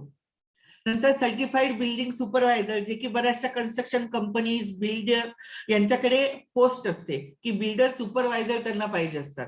सो 10वी सायन्स केल्यानंतर मी त्याच्याशी रिलेटेड डिप्लोमा किंवा सर्टिफिकेशन कोर्सेस कम्प्लीट करू शकतो. नंतर डिप्लोमा इन फार्म मॅनेजमेंट, ज्याला आपण ऍग्रिकल्चर रिलेटेड थोडंसं पार्ट म्हणतो. ज्या मुलांना ऍग्रिकल्चर मध्ये इंटरेस्ट असेल ते 10वी नंतर अशी डिप्लोमा करू शकतात आणि डिप्लोमा कम्प्लीट केल्यानंतर एक प्रॉपर फार्म मॅनेजमेंट त्यांना करता येतं. सो स्वतःची जर समजा शेती असेल किंवा ऍग्रिकल्चर मध्ये इंटरेस्ट असेल असे मुलं 10वी नंतर सुद्धा याचा एक उत्तम करिअर म्हणून विचार करू शकतात. आजकाल डेअरी मॅनेजमेंटला खूप मागणी आलेली आहे, कारण की शहरामध्ये तुम्ही बघितलं तर दुधाची आणि त्याच्याशी रिलेटेड पदार्थांची पुष्कळ डिमांड आहे. सो डेअरी मॅनेजमेंट हा एक उत्तम करिअर ऑप्शन मुलांसाठी ठरू शकतो. Medical laboratory technician certificate course. So लॅबोरेटरीमध्ये टेक्निशियन्सची गरज असते, सो त्याच्याशी रिलेटेड जे सर्टिफिकेट कोर्सेस आहे ते कम्प्लीट करू शकतात. याच्याशिवाय वेगवेगळे डिप्लोमा कोर्सेस आहेत. Interior designing, stenography, private secretary practice, beauty parlour, garment technology. So असे वेगवेगळे कोर्सेस 10वी नंतर, 10वी पास झालाय आणि नंतर कोणाला करिअर करायचं असेल तर हे वेगवेगळे ऑप्शन्स त्यांना अवेलेबल आहे. तुम्ही जर बघाल याच्यात इंजिनिअरिंगचा डिप्लोमा हा 3 वर्षाचा आहे, बाकी सगळे कोर्सेस तुम्हाला 6 महिने ते 2 वर्षाचे मिळतील. सो साधारणपणे पुढच्या 2 वर्षामध्ये 10वी पास झालेला स्टुडंट पुढच्या 2 वर्षामध्ये त्याच्या एक करिअर क्रिएट करू शकतो किंवा याच्यापैकी कुठलीही फील्ड ज्याच्यामध्ये त्याचा इंटरेस्ट आहे ती घेऊन पुढचं करिअर तो करू शकतो. सो सायन्स मध्ये बघितलं तर बेसिक सिलेबस, बेसिक सब्जेक्ट असतात. Mathematics, chemistry, biology, English, second language जी त्यांना कुठली सिलेक्ट करायची असते, मराठी, संस्कृत किंवा दुसरी कुठली, कॉम्प्युटर सायन्स. सायन्स फील्ड मधली जी आहे मेडिकल फील्ड त्याच्यामध्ये मेनली 3 कॅटेगरीज असतात, बायोलॉजी, केमिस्ट्री आणि फिजिक्स. आणि जी इंजिनिअरिंग साइड आहे त्याच्यामध्ये 3 असतात, फिजिक्स, केमिस्ट्री आणि मॅथ्स, ज्याला आपण PCB ग्रुप किंवा PCM ग्रुप म्हणतो. सो 11वी-12वी ज्यांना सायन्स करायचं असेल ते याच्यापैकी कुठलाही एक स्ट्रीम निवडू शकतात. ज्यांना पुढे डॉक्टर व्हायचं आहे ते बायोलॉजी, केमिस्ट्री, फिजिक्स PCB ग्रुपसाठी जाऊ शकतात. ज्यांना इंजिनिअरिंग किंवा अदर कोर्सेस करायचे असतील ते PCM ग्रुपसाठी जाऊ शकतात. तर तुमच्या इंटरेस्टनुसार तुम्ही तुमचा कुठलाही पर्टिक्युलर सायन्स स्ट्रीम त्यामध्ये निवडू शकता. सो फिजिक्स, केमिस्ट्री, बायोलॉजी आणि मॅथ्स PCMB. जर तुम्हाला डॉक्टर किंवा इंजिनिअरच्या व्यतिरिक्त काही जर करायचं असेल तर मग तुम्हाला PCMBचं ऑप्शन अवेलेबल आहे. सो आपण थोडक्यात माहिती घेऊया की 12वी सायन्स झालं. आधी आपण बघितलं की 10वी नंतर कुठले कोर्सेस अवेलेबल आहेत. आता आपण बघूया 12वी सायन्स झाल्यानंतर आपल्याकडे कुठले कुठले कोर्सेस अवेलेबल आहेत विथ PCMB, म्हणजे जिथे तुम्हाला डॉक्टर किंवा इंजिनिअरिंग साईडला जायचं नाहीये त्या केसमध्ये तुमच्याकडे कुठले ऑप्शन्स अवेलेबल आहे. त्याच्यातलं सगळ्या ऑप्शन आहे BSc. प्रत्येक कॉलेजमध्ये BSc हा कोर्स अवेलेबल आहे, ज्याच्यामध्ये वेगवेगळे सब्जेक्ट्स आहेत, ज्याच्यामध्ये तुम्ही BSc कम्प्लीट करू शकता, ज्याला आपण बॅचलर ऑफ सायन्स म्हणतो. BSc झाल्यानंतर तुम्ही MBA करू शकता, 2 वर्षाचा कोर्स आहे. BSc MBA हे combination most of the manufacturing company किंवा कन्सल्टन्सी फर्म इथे तुम्हाला जनरली प्रिफर केलं जातं जॉबसाठी. नंतर बॅचलर ऑफ फार्मसी, B.Pharm करू शकतात. परत त्याच्यामध्ये सुद्धा तुम्हाला पुढे MBA करण्याचं ऑप्शन आहे किंवा तुम्ही M.Pharm करू शकता. नंतर BTech, बॅचलर इन टेक्नॉलॉजी, त्याचं ऑप्शन आहे, जिथे तुम्ही परत अगेन MBA करण्याचा तुमच्याकडे ऑप्शन आहे, शिवाय M.Tech सुद्धा तुम्ही करू शकता. त्याच्यानंतर तुम्हाला कॉलेजमध्ये प्रोफेसर किंवा वेगवेगळ्या कंपन्यांमध्ये प्रोडक्शन इंजिनियर किंवा मॅन्युफॅक्चरिंग युनिट्स मध्ये तुम्हाला पुष्कळ जॉब ऑपॉर्च्युनिटीज अवेलेबल आहे. देन BSc बायोटेक्नॉलॉजी ही फील्ड सुद्धा आजकाल खूप इम्पॉर्टंट झाली आहे न्यू इन्व्हेन्शन्स, नवीन टेक्नॉलॉजीमुळे. सो तुम्ही BSc बायोटेक्नॉलॉजी सिलेक्ट करू शकता, पुढे MBA करू शकता किंवा MSc सुद्धा करू शकता बायोटेक्नॉलॉजी मध्ये. नंतर BSc इन ऍग्रिकल्चर, ज्याच्यामध्ये तुम्ही पुढे MSc करू शकता, शिवाय MBA करू शकता आणि नंतर फार्म मॅनेजमेंट किंवा स्वतःचा एक ऍग्रिकल्चर स्टार्टअप तुम्ही चालू करू शकता. असं PCMB ग्रुप जर तुमचा असेल तर इंजिनिअरिंग आणि डॉक्टर मेडिकल याच्या व्यतिरिक्त तुमच्याकडे BSc हे इम्पॉर्टंट ऑप्शन अवेलेबल आहे, त्याच्यातून एक चांगलं करिअर तुम्ही पुढे करू शकता. नेक्स्ट ग्रुप येतो आपला PCB, फिजिक्स केमिस्ट्री बायोलॉजी, जो जनरली तुम्हाला मेडिकल साईडला प्रिफरन्स देतो, ज्याच्यामध्ये BAMS आहे, BHMS आहे, BVSC आहे, नंतर BDS आहे, नंतर नॉर्मल MBBS, त्याच्यानंतर पुढे तुम्ही MD करू शकता, MS करू शकता किंवा काही स्पेशल डिप्लोमा करू शकता, जसा ICU intensive care unit diploma, ज्याचे स्पेशलायझेशन इन ICU मॅनेजमेंट, असे स्पेशल डिप्लोमा सुद्धा करू शकता. नंतर पॅरामेडिकल कोर्सेस आहे, नर्सिंग आहे, डिप्लोमा BSc इन नर्सिंग म्हणजे बॅचलर ऑफ नर्सिंग आहे, शिवाय डिप्लोमा इन नर्सिंग आहे, BMLT आहे, BSc होम सायन्स आहे, BSc बॉटनी, मायक्रोबायोलॉजी, झुऑलॉजी और केमिस्ट्री, यासारखे ऑप्शन्स तुम्हाला PCB ग्रुपच्या थ्रू मिळू शकतात. तुम्ही जर BSc बॉटनी, मायक्रोबायोलॉजी, झुऑलॉजी जर सिलेक्ट केलं तर पुढे तुम्ही MSc करू शकता, MPhil करू शकता, त्याच्यामध्ये पुढे PhD करू शकता. ज्यांना रिसर्च मध्ये इंटरेस्ट असेल ते लोक नक्कीच BSc बॉटनी या पर्टिक्युलर सब्जेक्टचा वापर करू शकतात, पुढे M.Tech करू शकतात. अशा लोकांना युनिव्हर्सिटी, कॉलेजेस किंवा ज्या रिसर्च ऑर्गनायझेशन आहे त्यामध्ये एक चांगलं करिअर ऑप्शन अवेलेबल होऊ शकतं. त्याच्यानंतर तिसरा पार्ट येतो आपला PCM ग्रुप, जो जनरली तुमचा इंजिनिअरिंग रिलेटेड असतो. त्याच्यामध्ये सगळ्यात पहिले NDA exam, national defence academy ज्याला आपण म्हणतो, आर्मी, नेव्ही, एअरफोर्स, तुम्ही डिफेन्स मध्ये जाऊ शकता. देन आर्किटेक्चर, जर कोणाला आर्किटेक्चर मध्ये इंटरेस्ट असेल PCM ग्रुप घेऊन ते आर्किटेक्चर मध्ये जाऊ शकतात. पुढे त्यांना diploma in interior designing, landscape यासारख्या गोष्टींमध्ये त्यांचं करिअर काउन्सिलिंग करता येतं. त्याच्यानंतर bachelor of planning and designing, जिथे तुम्हाला गव्हर्नमेंटमध्ये, म्युन्सिपल काउन्सिलमध्ये तिथे तुम्हाला ऑपॉर्च्युनिटीज आहे. Technical entry in Indian army, तुम्हाला इंडियन आर्मीमध्ये सोल्जर नाही व्हायचंय पण ऍज अ टेक्निकल काही पार्ट तुम्ही करू शकता, तो त्याच्यासाठी सुद्धा वेगवेगळ्या पोस्ट अवेलेबल असतात, तुम्ही त्या ट्राय करू शकता. नंतर बॅचलर ऑफ इंजिनिअरिंग, त्याच्यासाठी तुम्ही जाऊ शकता. BTech, बॅचलर ऑफ टेक्नॉलॉजी, ज्याला आपण IIT म्हणतो. आजकालच्या मुलांमध्ये ज्याची क्रेज आहे, सगळ्यांना IIT ला जायचंय, IIT इंजिनियर, सो त्याच्यासाठी सुद्धा तुम्ही प्रयत्न करू शकता. सो BE मध्ये सुद्धा तुमच्याकडे वेगवेगळ्या फील्ड्स अवेलेबल आहे, वेगवेगळ्या स्ट्रीम्स अवेलेबल आहे, ज्याच्यामध्ये तुम्ही तुमचं करिअर करू शकता. BE झाल्यानंतर किंवा बॅचलरची डिग्री झाल्यानंतर तुम्ही पुढे IAS एक्झाम देऊ शकतात, मर्चंट नेव्ही मध्ये मरीन इंजिनियरची एक्झाम देऊ शकता. नंतर BE झाल्यानंतर ME करू शकता. तसंच BE झाल्यानंतर तुम्हाला MPSC, UPSCच्या एक्झाम देण्याचा सुद्धा ऑप्शन आहे. बरेचसे इंजिनियर आपण बघतोय किंवा बरेचसे डॉक्टर आपण बघतोय जे MPSC आणि UPSC एक्झाम देतात. त्याच्यानंतर डिफेन्समध्ये तुम्हाला काही पोस्टसाठी डायरेक्ट एंट्री मिळू शकते, इंडियन नेव्ही किंवा एअरफोर्समध्ये. नंतर तुम्ही बी झाल्यानंतर MS साठी फॉरेन युनिव्हर्सिटीमध्ये अप्लाय करू शकता आणि आउट ऑफ इंडिया जाऊन तुम्ही MS करू शकता तुमच्या आवडत्या विषयामध्ये. त्याच्यानंतर बी झाल्यानंतर MBA ऑप्शन तुमच्याकडे अवेलेबल आहे. जसं BSc मध्ये होतं सेम ऑप्शन तुम्हाला बी झाल्यानंतर सुद्धा अवेलेबल आहे. तुम्ही MBA करू शकता, MTech करू शकता किंवा ऍज अ गव्हर्नमेंट कॉन्ट्रॅक्टर तुम्ही डायरेक्टली तुमचं रजिस्ट्रेशन करू शकता. अशा प्रकारे बी झाल्यानंतर आपल्याला पुष्कळ ऑपॉर्च्युनिटीज अवेलेबल आहे. सो ज्या मुलांचं फिजिक्स केमिस्ट्री चांगलं आहे किंवा ज्यांना इंजिनिअरिंग मध्ये आवड आहे, रिसर्च मध्ये आवड आहे, त्या मुलांनी PCM हा ग्रुप घ्यायला काहीच हरकत नाही. त्याच्यानंतर डिप्लोमा झाल्यानंतर जसं आपण बघितलं होतं, डिप्लोमा घेतल्यानंतर तुम्ही डायरेक्टली इंजिनिअरिंगच्या सेकंड इयरला ऍडमिशन घेऊ शकता आणि पुढे तुमचं इंजिनिअरिंगचं करिअर कम्प्लीट करू शकता. त्याच्यानंतर BCS, BCA आणि BSc, bachelor of computer science म्हणतो आपण त्याला, किंवा बॅचलर ऑफ कॉम्प्युटर ऍप्लिकेशन्स. आजकालचं जग हे कॉम्प्युटरचं आहे, टेक्नॉलॉजीचं आहे. सो BCS आणि BCA हे सुद्धा खूप चांगले करिअर ऑप्शन्स तुमच्यासाठी होऊ शकतात. सॉफ्टवेअर कंपन्या, IT कंपन्या. सो भारत हे IT कंपन्यांसाठी हब आहे. सो भारतामध्ये IT कंपनी रिलेटेड खूप जॉब्स अवेलेबल आहेत.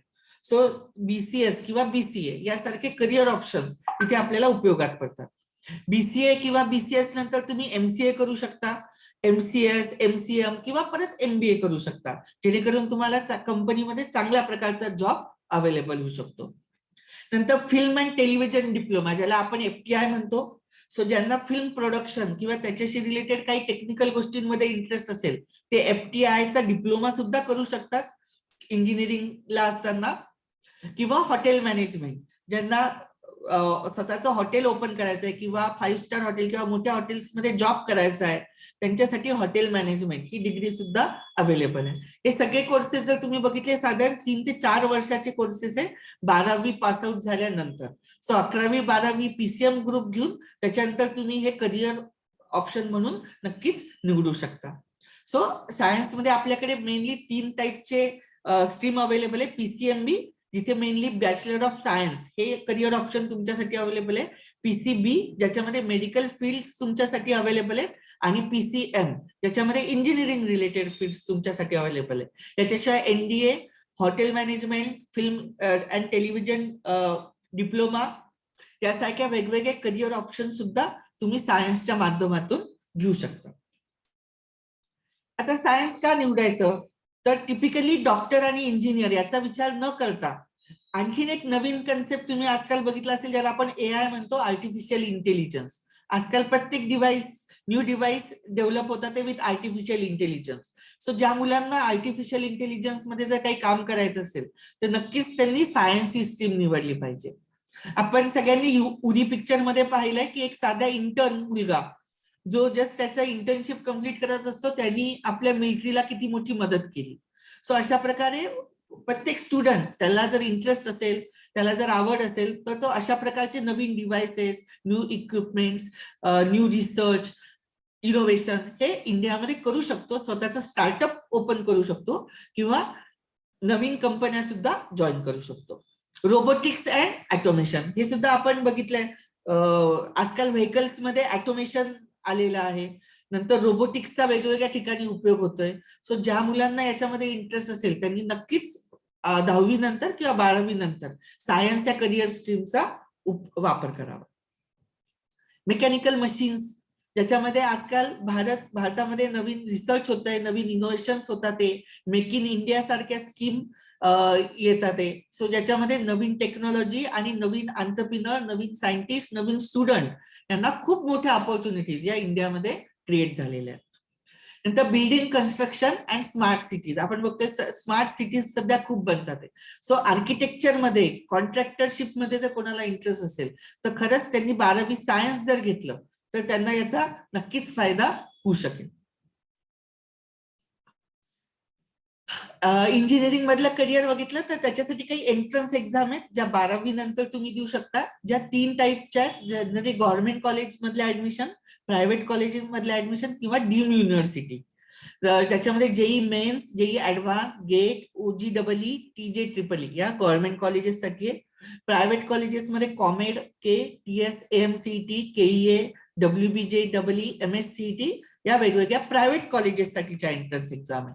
डीम युनिव्हर्सिटीमध्ये SRM JEE, VIT BIT SAT, PESSAT, MOUET यासारख्या वेगवेगळ्या डीम युनिव्हर्सिटीच्या एंट्रन्स एक्झाम आहेत, ज्याच्या थ्रू तुम्ही इंजिनिअरिंगला ऍडमिशन घेऊ शकता. या सर्व एक्झाम तुम्ही 12वी पास झाल्यानंतर देऊ शकता. सो 11वी 12वी मध्ये तुम्ही 11वी 12वीचा अभ्यास करता करता साइड बाय साइड या इंजिनिअरिंग एंट्रन्सचा सुद्धा अभ्यास करू शकता. नंतर इंजिनिअरिंग मध्ये आपण जसं बघितलं वेगवेगळ्या फील्ड्स अवेलेबल आहे. BTech, BSc, BFTech fashion technology मध्ये, BArch, BPlan, dual programmes, 2 qualification का 2 स्ट्रीम तुम्ही घेऊ शकता. सो जनरली 4 वर्षाचं याचं ड्युरेशन आहे, ज्याच्यामध्ये या सगळ्या कोर्सेस तुमचे कम्प्लीट होऊ शकतात. आणि आफ्टर कम्प्लिशन ऑफ आयदर तुम्ही स्वतःचं स्टार्टअप चालू करू शकता, जॉब करू शकता, किंवा फर्दर क्वालिफिकेशन जर तुम्हाला घ्यायचे असतील तर ते सुद्धा तुम्ही यातून घेऊ शकता. नंतर दुसरी फील्ड येते आपली मेडिकल रिसर्च. कोरोनाच्या काळामध्ये आपण बघितलंच की आपण म्हणत होतो की मेडिकल सायन्स खूप पुढे गेलंय, पण कोरोनाने सगळ्या त्याच्या लिमिटेशन्स पुन्हा आपल्या समोर आणल्या.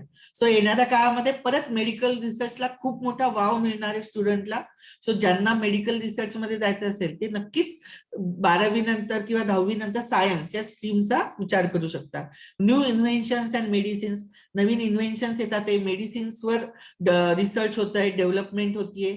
तर या सगळ्या गोष्टींसाठी तुम्ही मेडिकलला जाऊ शकता. मेडिकलच्या काही एंट्रन्स एक्झाम आहेत 12th नंतर, नीट, AIMS, JIP, MER, AFMC. ज्यांना मिलिटरी मधल्या मेडिकल मध्ये जायचं त्यांच्यासाठी AFMC, arm forces medical college, PGI MER, CMC Vellore, BVPCET, MUOET, KIIT या सगळ्या मेडिकल एंट्रन्स एक्झाम आहे, ज्याच्यामध्ये वेगवेगळे प्रायव्हेट कॉलेजेस, डीम युनिव्हर्सिटीज किंवा गव्हर्नमेंट कॉलेजेस मध्ये तुम्हाला ऍडमिशन मिळू शकते. NEET, त्याच्यानंतर तुम्ही UG साठी ती एक्झाम देऊ शकता, PG साठी ती एक्झाम देऊ शकता, नंतर AIIMS MBBS साठी एक्झाम देऊ शकता, AIMS PG साठी. या सगळ्या एंट्रन्स एक्झाम तुम्हाला द्याव्या लागतील.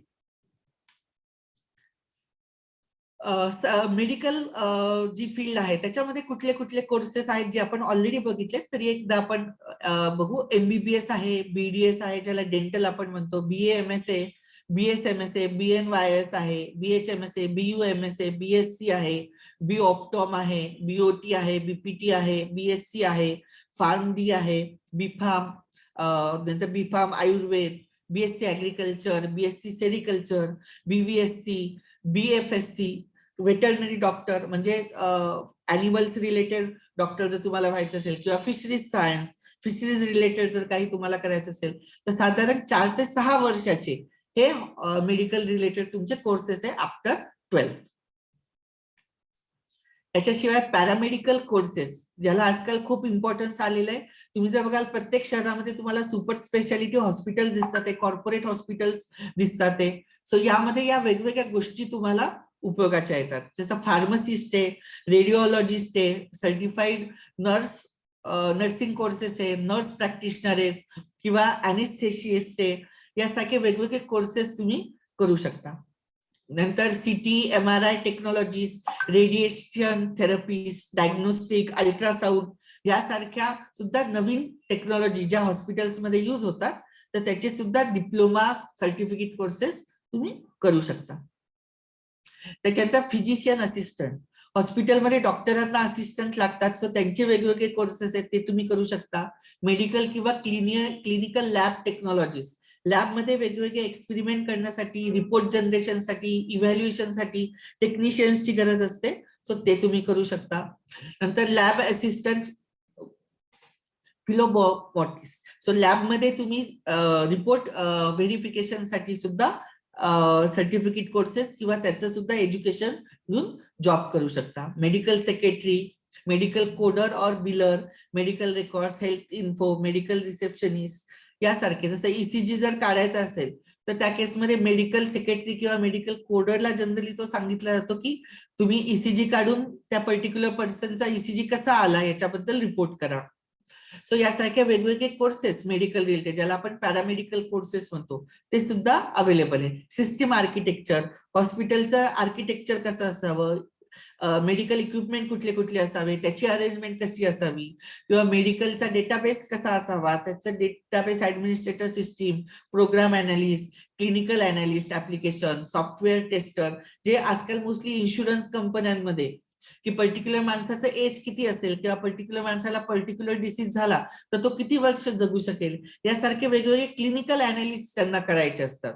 सो त्याच्यामध्ये सुद्धा त्यांना उपयोग होतो. त्यानंतर आता आपण बघितलं व्हॅक्सिन, आजकाल बऱ्याच औषध रोगांवर निघाले आहेत. सो व्हॅक्सिन मध्ये सुद्धा क्लिनिकल अनालिस्ट ही इम्पॉर्टंट पोस्ट आहे, जी पूर्ण व्हॅक्सिन रिलेटेड त्याचा पूर्ण स्टडी करते आणि ती पर्टिक्युलर कंपनीला त्यांचा रिपोर्ट सबमिट करते. सो ज्यांना पण या गोष्टींमध्ये इंटरेस्ट असेल ते असे पॅरामेडिकल किंवा त्याच्याशी रिलेटेड कोर्सेस जे आहेत ते ऑप्ट करू शकतात. सो आपण वेगवेगळ्या स्ट्रीम्स बघितल्या ज्या सायन्समध्ये येतात. सो तुम्हाला जर करिअर निवडायचं असेल तर काही पॉइंट्स तुम्हाला लक्षात ठेवणं आवश्यक आहे. सगळ्यात पहिलं तर आयडेंटिफाय युअर इंटरेस्ट. तुमचा इंटरेस्ट पाहिजे, त्याच्याशिवाय तुमचं चांगलं करिअर होणार नाही. Identify your potential. तुमचं पोटेन्शियल काय आहे, तुम्ही किती अभ्यास करू शकता, किती बर्डन घेऊ शकता. आजकाल कॉम्पिटिशन खूप आहे. सो कॉम्पिटिशन मध्ये सर्वाइव्ह होण्यासाठी तुमची हार्डवर्क करण्याची किती तयारी आहे. नंतर do not go in over confidence. 10वीचे मार्क्स मला चांगले आलेत म्हणून मला पुढे सुद्धा चांगलेच मार्क्स मिळणार किंवा 10वीचे मार्क्स हेच सगळ्यासाठी क्रायटेरिया असं गृहीत न धरता, कुठल्याही ओव्हर कॉन्फिडन्स मध्ये न जाता प्रॉपर डिसिजन तुमचा इंटरेस्ट बघून, तुमचं पोटेन्शियल बघून तुम्हाला घ्यावा लागेल. Discuss properly with parents. बरेच मुलं पॅरेंट्स ऐकत नाही किंवा पॅरेंट्स सुद्धा मुलांचं ऐकत नाही. सो ड्युएल कम्युनिकेशन हवं. मुलांनी सुद्धा त्यांचे काही प्रॉब्लेम्स असतील ते पालकांना सांगावे, पालकांनी सुद्धा मुलांचे काही प्रॉब्लेम्स असतील ते समजून घ्यावे आणि प्रॉपर डिसिजन त्यांच्या करिअर बद्दल घ्यावं.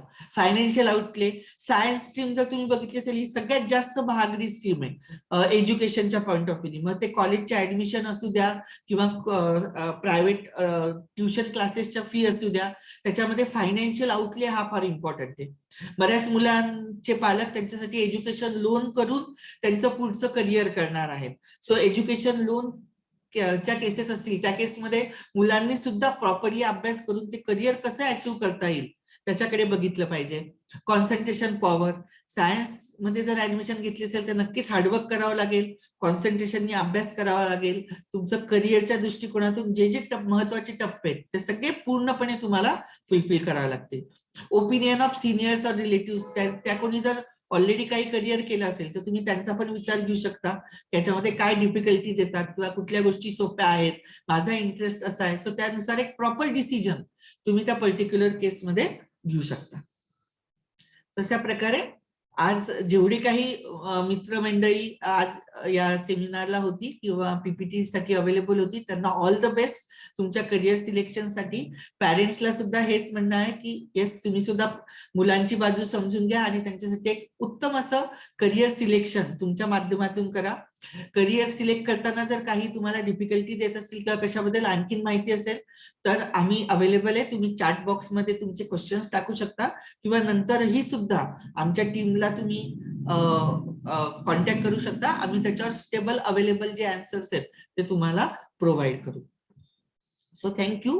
तुम्ही सगळ्यांनी शांतपणे हे माझं करिअर गायडन्स इन सायन्सचं पीपीटी ऐकलं. तर तुमचे काही क्वेश्चन्स असतील चॅट बॉक्स मध्ये टाईप करा. सेशनच्या शेवटी आपण त्याच्या सगळ्यांची उत्तरं देऊ. सुचित सर.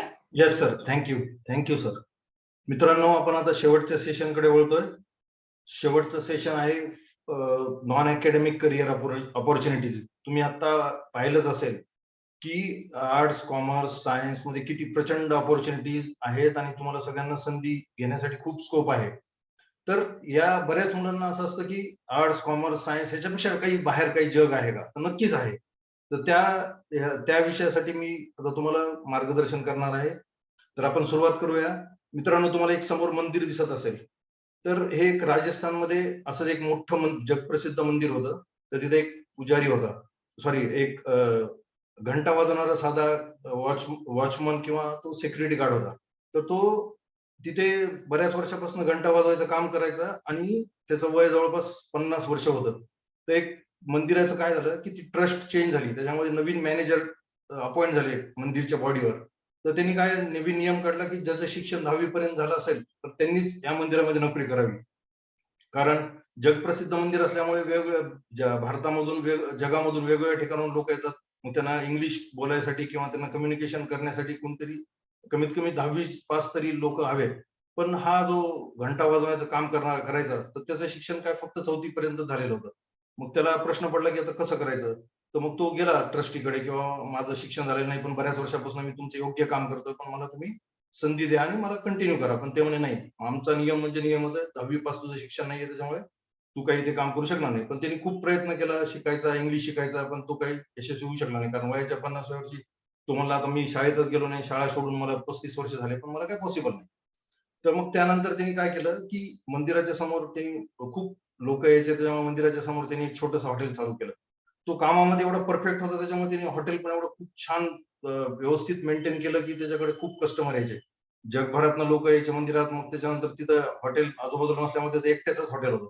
तर त्याच्याकडे जायला लागले. त्याची क्वालिटी आणि त्याचं सगळं मेंटेनन्स पाहून खूप लोक खुश व्हायचे. हळूहळू काही वर्षामध्येच तिथे 5 स्टार हॉटेल उभार केलं आणि 5 स्टार हॉटेलला एकदा फॉरेन अमेरिकन डेलिगेशन भेटायला आले की बाबा एवढं हॉटेल खूप छान आहे, मंदिराच्या बाजूला खूप चांगली व्यवस्था केली आहे, त्याचा मालक कोण आहे.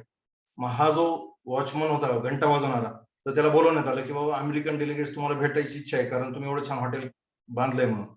तर ते गेले, पण त्यांना कुठे इंग्लिश बोलता येतं. मग त्यांनी त्यांचा एक जो असिस्टंट होता त्याला बोलवलं की मला काही इंग्लिश बोलता येत नाही, त्याच्याशी मी काय कम्युनिकेशन करणार. तर अमेरिकन त्याचा जो असिस्टंट होता, सर तुम्ही शिकले असते किंवा इंग्लिश यायला पाहिजे म्हणे तुम्हाला, तुम्ही जर शिकले असते तर त्यांच्याशी तुम्हाला बोलता आलं असतं, माझी गरज पडली नसती. पण ते वॉचमनने सांगितलं की मी जर इंग्लिश शिकलो असतो किंवा मी जर शिकलो असतो तर मी आज घंटाच वाजवत बसलो असतो, एवढ्या मोठ्या हॉटेलचा मालक झाला नसतो. तर तुम्हाला या गोष्टीमधून एकच सांगायचं मित्रांनो की फक्त डिग्री आणि मार्क वर न बसता तुमची क्वालिटी आणि तुमचं जी मेहनत जर तुम्ही केली तर कुठल्याही आयुष्यामध्ये कुठल्याही क्षेत्रामध्ये तुम्ही खूप प्रचंड यशस्वी होऊ शकता. त्याच्यामुळे तुम्ही फक्त मेहनत करणं गरजेचं आहे आणि तुमच्या गोल, आणि आता आपण ऐकलं तिन्ही सेशन मध्ये की गोल, मेहनत, सगळ्या डिसिजन योग्य घेण्याची गरज आहे. तर आपण आता पुढच्या स्लाइडवर वळतोय. हे तुम्ही बघताय की तुम्हाला आम्ही आमच्या सगळ्या या सेशन मधून सगळ्या विद्यार्थ्यांकडनं अपेक्षा आहे की तुम्ही अशी गरुडासारखी उंच गगन भरारी घ्यायला पाहिजे. त्याच्यामुळे आम्ही हा जे सेशन आहे ते तुमच्यासाठी घेऊन आलो. याच्यानंतर आपण आता बघतोय स्क्रीनवर की सुंदर पिचाई, हे जे तुम्ही आता आपण प्रत्येक जण गुगल वापरतो, प्रत्येक जण गुगल शिवाय आपलं कुठलं काम होत नाही. प्रत्येक विद्यार्थी असो किंवा कुठलाही काम करणारा व्यक्ती असो, तर त्याचे जे अध्यक्ष आहेत ते आपले इंडियाचेच आहेत, सुंदर पिचाई. त्यांनी काय म्हणलं याच्यामध्ये की focus on education is a big strength, but I want to see young people focus on creativity and take more risk. म्हणजे तुमची क्रिएटिव्हिटी आणि मोर रिस्क हे खूप इम्पॉर्टंट आहे. तुम्ही याच्यावर कॉन्सन्ट्रेट करायला पाहिजे. एज्युकेशन तर पाहिजेच, पण त्याच्यासोबत क्रिएटिव्हिटी आणि तुम्ही आयुष्यामध्ये मोठी रिस्क घेऊन काहीतरी मोठं केलं पाहिजे, तरच माणूस एवढ्या मोठ्या स्टेजला पोहोचतो. आता तुम्ही आता आर्ट्स, कॉमर्स, सायन्स ह्याच्याबद्दल ऐकलं होतं की आपण शिक्षण घेतो, तुम्ही कॉलेजमध्ये, शाळेमध्ये जाता, कॉलेजमध्ये जाणार आहेत, एक्झाम देणार आहेत, मार्क्स मिळवणार आहेत. तर तुम्ही कधी विचार केलाय की शिक्षण म्हणजे काय, शिक्षण कशासाठी करायचं असतं, काय होतं शिक्षण.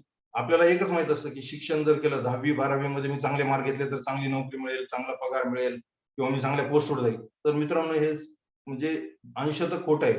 कारण शिक्षण म्हणजे काय, शिक्षणाचा खरा अर्थ असा आहे की प्रत्येक व्यक्तीमध्ये सुप्त गुण, जे तुमच्यामध्ये हिडन टॅलेंट आहे, ते सर्च करणे किंवा ते शोधणे, त्याच्यानंतर त्याला नरिश करणे, त्याला ग्रोथ करण्यासाठी मदत करणे आणि त्या तुमच्या सुप्त गुणांना म्हणजे हिडन टॅलेंटला प्लॅटफॉर्म मिळवून देणे, मोठ्या इंटरनॅशनल लेवलवरचा प्लॅटफॉर्म मिळवून देणे, हे म्हणजे खरं शिक्षण आहे.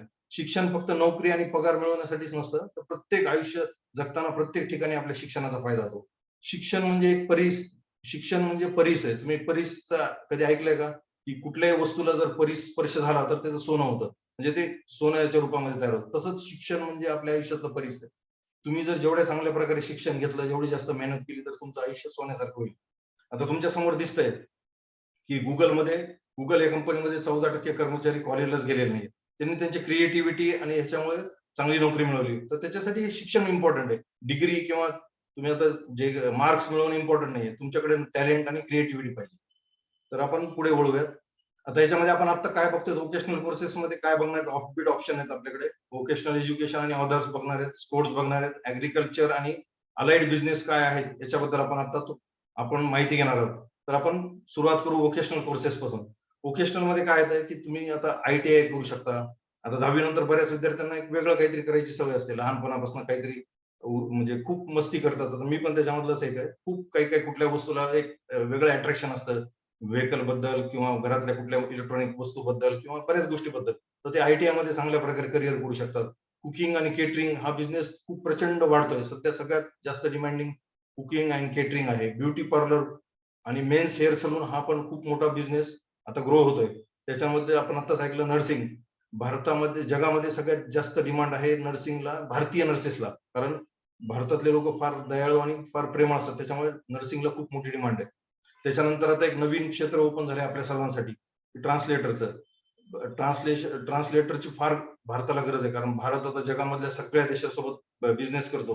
तर मग तिथे त्यांची प्रत्येकाची लँग्वेज वेगळी असते, तर मग आपल्याला भाषेचा फार मोठा प्रॉब्लेम येतो. तर त्याच्यासाठी ट्रान्सलेटरची फार प्रचंड गरज आहे. आणि 10वी-12वी नंतर सुद्धा तुम्ही ट्रान्सलेटरचे वेगवेगळे कोर्सेस करू शकता.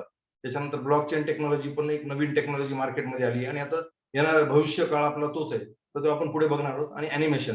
आपण मित्रांनो कुकिंग आणि केटरिंग पासून सुरुवात करू. हे तुमच्या स्क्रीनवर दिसत असेल, पूर्ण ब्रह्म एक लेडीज आहे. त्या इंजिनियर होत्या, त्या बेंगलोरमध्ये IT कंपनीमध्ये जॉब करत होत्या. पण ते एकदा प्रवास करताना त्यांना व्हेजिटेरियन फूड खायला नाही मिळालं, तर त्या उपाशीच राहिल्या. तर त्यांनी त्यावेळेसच शपथ घेतली की मी जगामध्ये आणि जगातल्या सगळ्या विमानामध्ये मी भारतातला वडापाव विकून दाखवेल. आणि त्यांनी एक 10 बाय 10च्या एका छोट्याशा जागेमध्ये बेंगलोरमध्ये महाराष्ट्रीयन पूर्ण ब्रह्म हे रेस्टॉरंट चालू केलं. आणि आज जगामध्ये सगळ्या जगामध्ये त्यांच्या ब्रँचेस आहेत. त्यांच्याकडे कमीत कमी 35,000 आजच्या डेटला ऍप्लिकेशन आहेत की आम्हाला तुमची फ्रँचायझी द्या. आणि त्यांनी जी थाळी तयार केली ती आपल्याला अभिमान आहे महाराष्ट्रासारखी महाराष्ट्रीयन थाळी त्या सर्व करतात. आणि महाराष्ट्रीयन थाळी त्या बऱ्याच फूड फेस्टिवलमध्ये जगातल्या बऱ्याच ठिकाणी गेल्या आणि त्यांना फार मोठे अवॉर्ड्स महाराष्ट्रीयन थाळीसाठी मिळालेले आहेत. तर कुठलंही काम छोटं नाहीये.